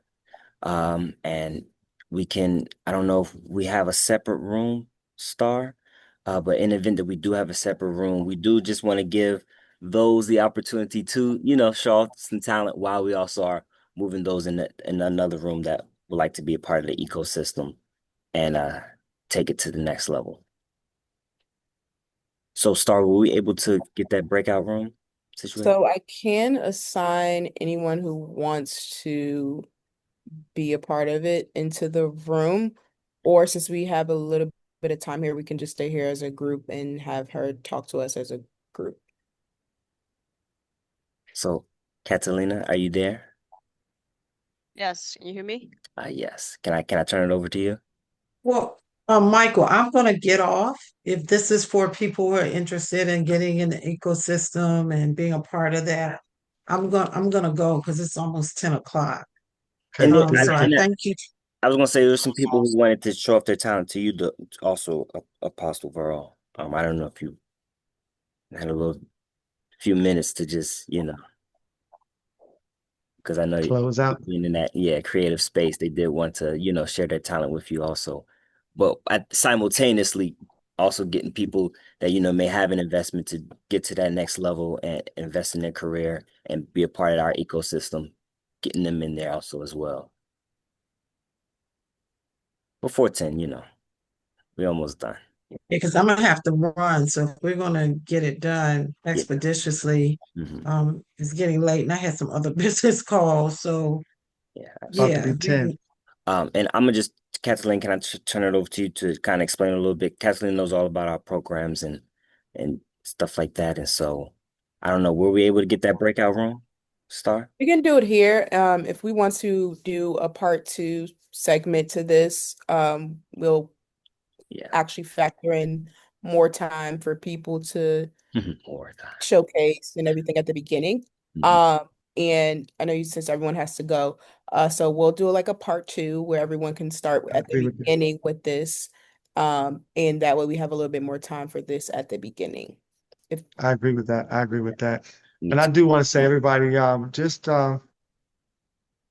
it's important that you all get ideas. Samika, I know you want to do a documentary, as you said, and Jay Parker, you want to get and I've seen your project develop. I definitely want you guys to get to the next step, and that's just kind of getting ready to pitch your own idea to yourself and just like come up with one idea and then try to finish that out. And the next time we speak, um, maybe I can just have some time to like listen to what you guys and I can give you guys some comments about where you guys need to do and get into this program, as they say, um, because it's an opportunity here. It's a lot of money to be made.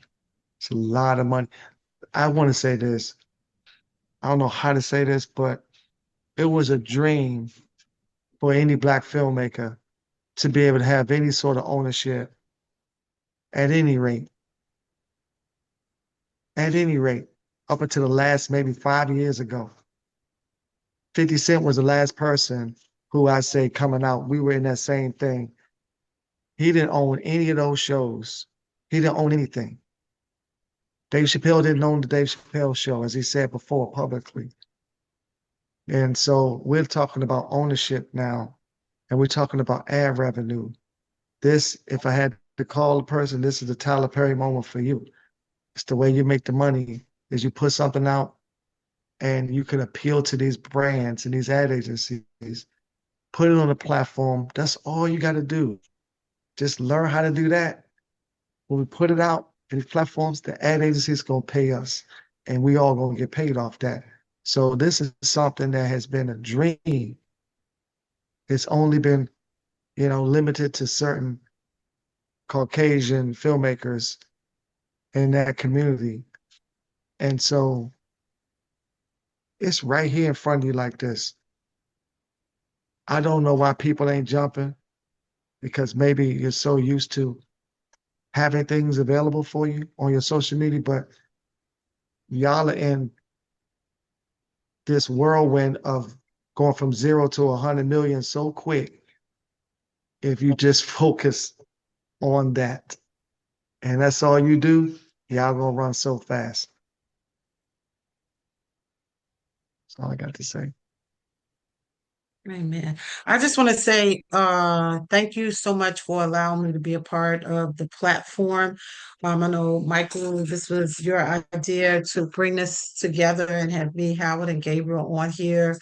It's been an honor. I see some of my friends that came through here, and I see Tara Nay down there. I had an artist that was on here, Apostle, all the way in St. Lucia. I see Jules, the film producer, is also on here. So I just want to thank you for the opportunity to impart you all today. Howard, you know I love you. You know what I'm waiting on. I sent a message through Michael. So thank you. I'm gonna have to run, you guys. It's been a blessing. All right. All Thank you. right. Thank you for your time.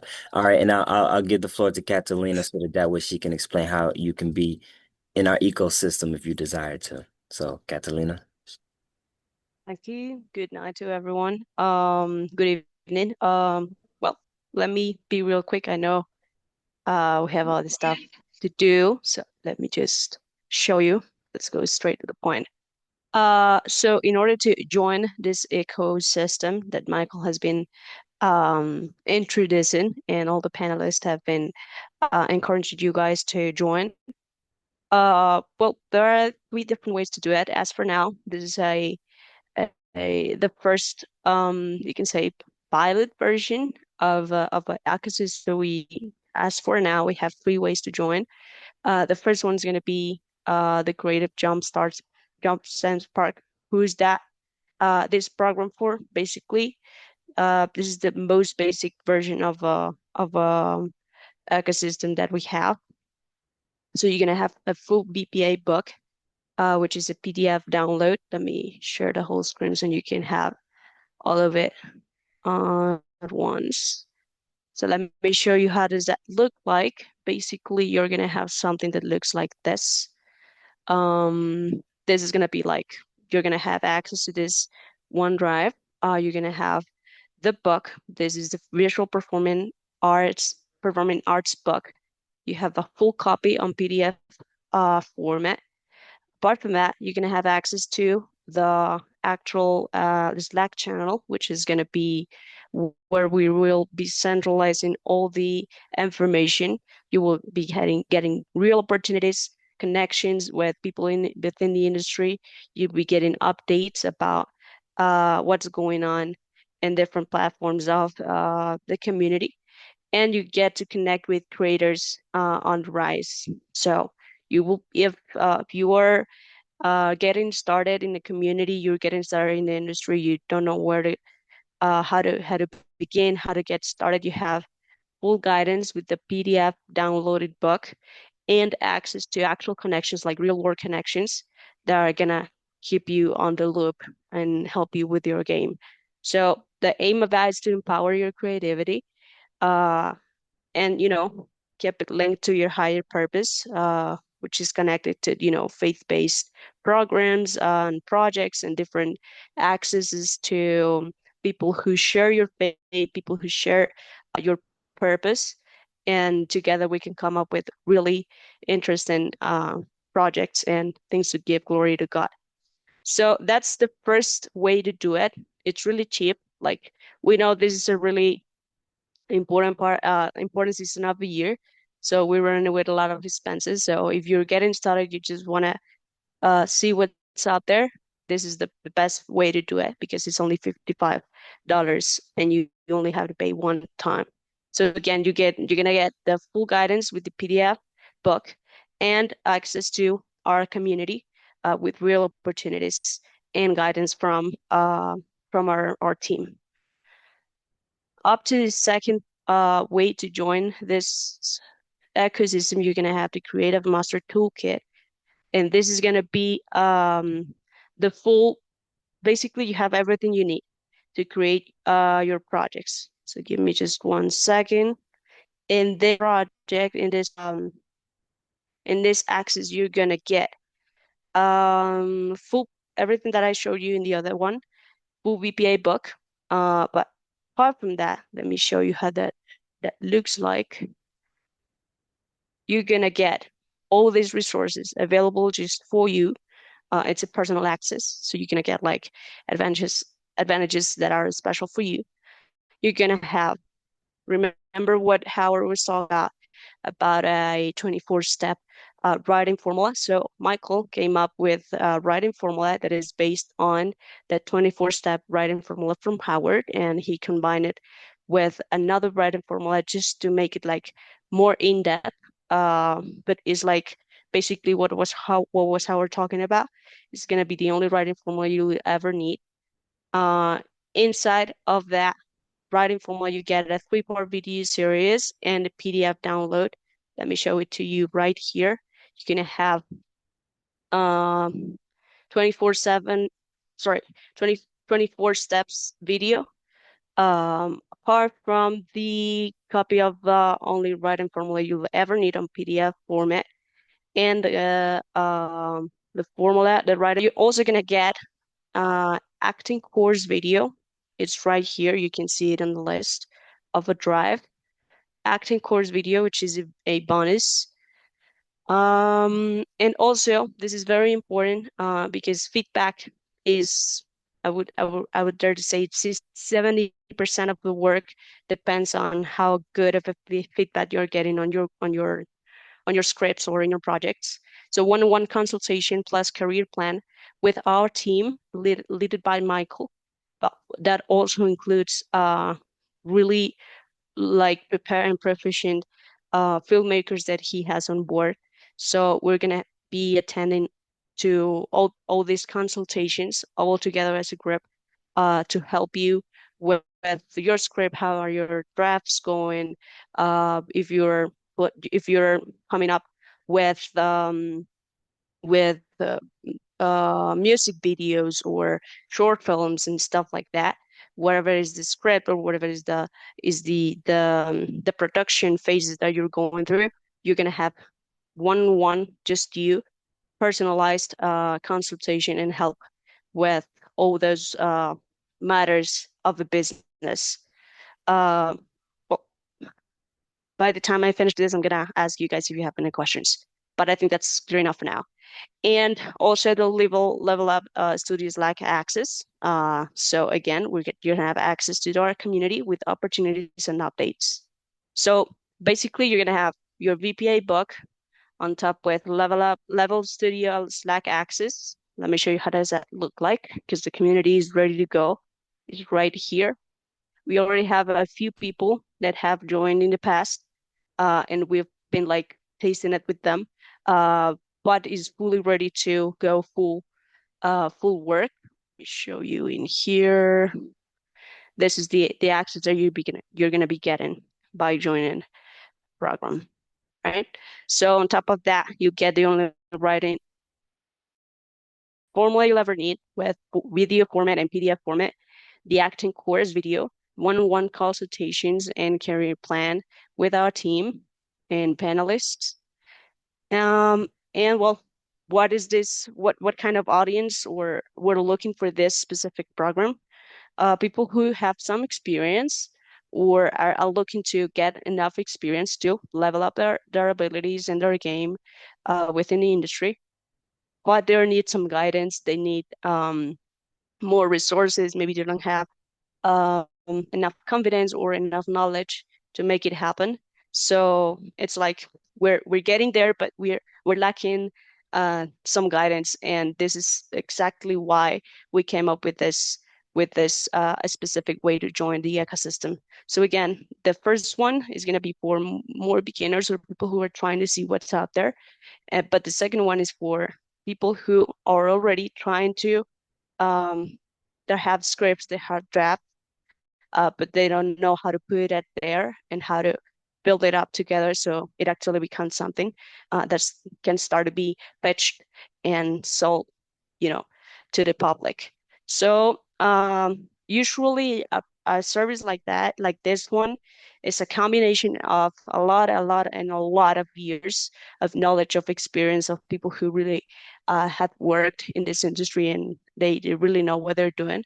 So the combination of all of this uh, costs up to $40. But today, because we're launching this for the first time to a major public, we're offering it on $450 only. So it's like only 10% of the original price.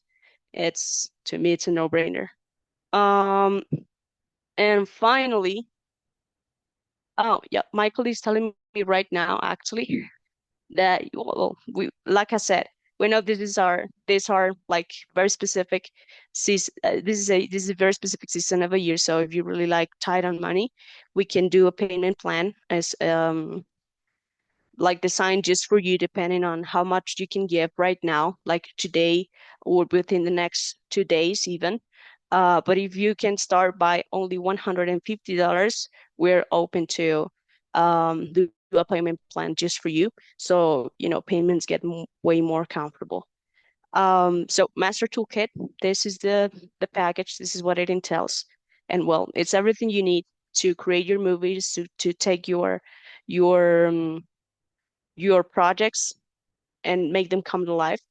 And take just the first and the second and even the 10th step towards your success and the dreams that you have been planning for so long. And finally, we have the high, like a top tier package, and this is going to be the executive producer fast track. And what is this? Well, basically everything you have here, everything I just mentioned, but then this is the elite pathway for you to Just skip all the struggle to get a production company. Okay, I have the script, I have the people, I'm looking for actors to cast, casting companies, all that it entails when it comes to production, film and the company, film the film and the movie, doing all this work. Just skip all that struggle and get your film produced right now. We're gonna have Howard for that. We're gonna have his team for that. We're gonna have Michael. So this is a done for you, 100% done for you film production pipeline. Um, this is gonna be this is gonna represent the actual residual revenue for life for you because you get to make your movie, put it out there, get on get on contracts with Tubi and the rest of the filming companies that we have for us and the production companies that are gonna put your film out there. You're gonna be starting to get a retribution for your work, and not just once, but month to month for the rest of your life, or as long as the movie is running out there in platforms, digital platforms. And also you're gonna get priority access to the Level Studio Network, which is like a premium version of our community. And so up to this point, what's the difference? You can make a movie just for $25,000, which is pretty cheap compared to all the work that you will have to be doing if you were to do this by yourself. So this is for that one creator who maybe you already have your company, you're already making films, and you just are seeking to level up your game. You don't know where to start, but you have really experienced people like Howard, um, like he's available to help you. His team is available to help you, and you have the chance to do it uh, just away, just one time, and then you get access to everything. Um, of course, they're gonna be like a lot of there's gonna be like a lot of work throughout that path, but it helps you like skipping a lot of painful steps because people who are going to be guiding you took it for you so you didn't have to. So it's going to be like everything's going to be easier and you have your film made um, just in by joining. And this is also for people who maybe don't have companies yet, have never made a movie, but they're ready to uh, you know, made their dreams come true. You have a money, you've been waiting for this opportunity, and you just need to put action into it. Like how I was saying, I don't know what you're waiting for, but this could be exactly the opportunity you were waiting for. So if you're ready to make it happen, you have everything you want, you have everything you need to make it happen, and you don't want to wait anymore. You can step under leadership and build your film and then the income that comes with it. So this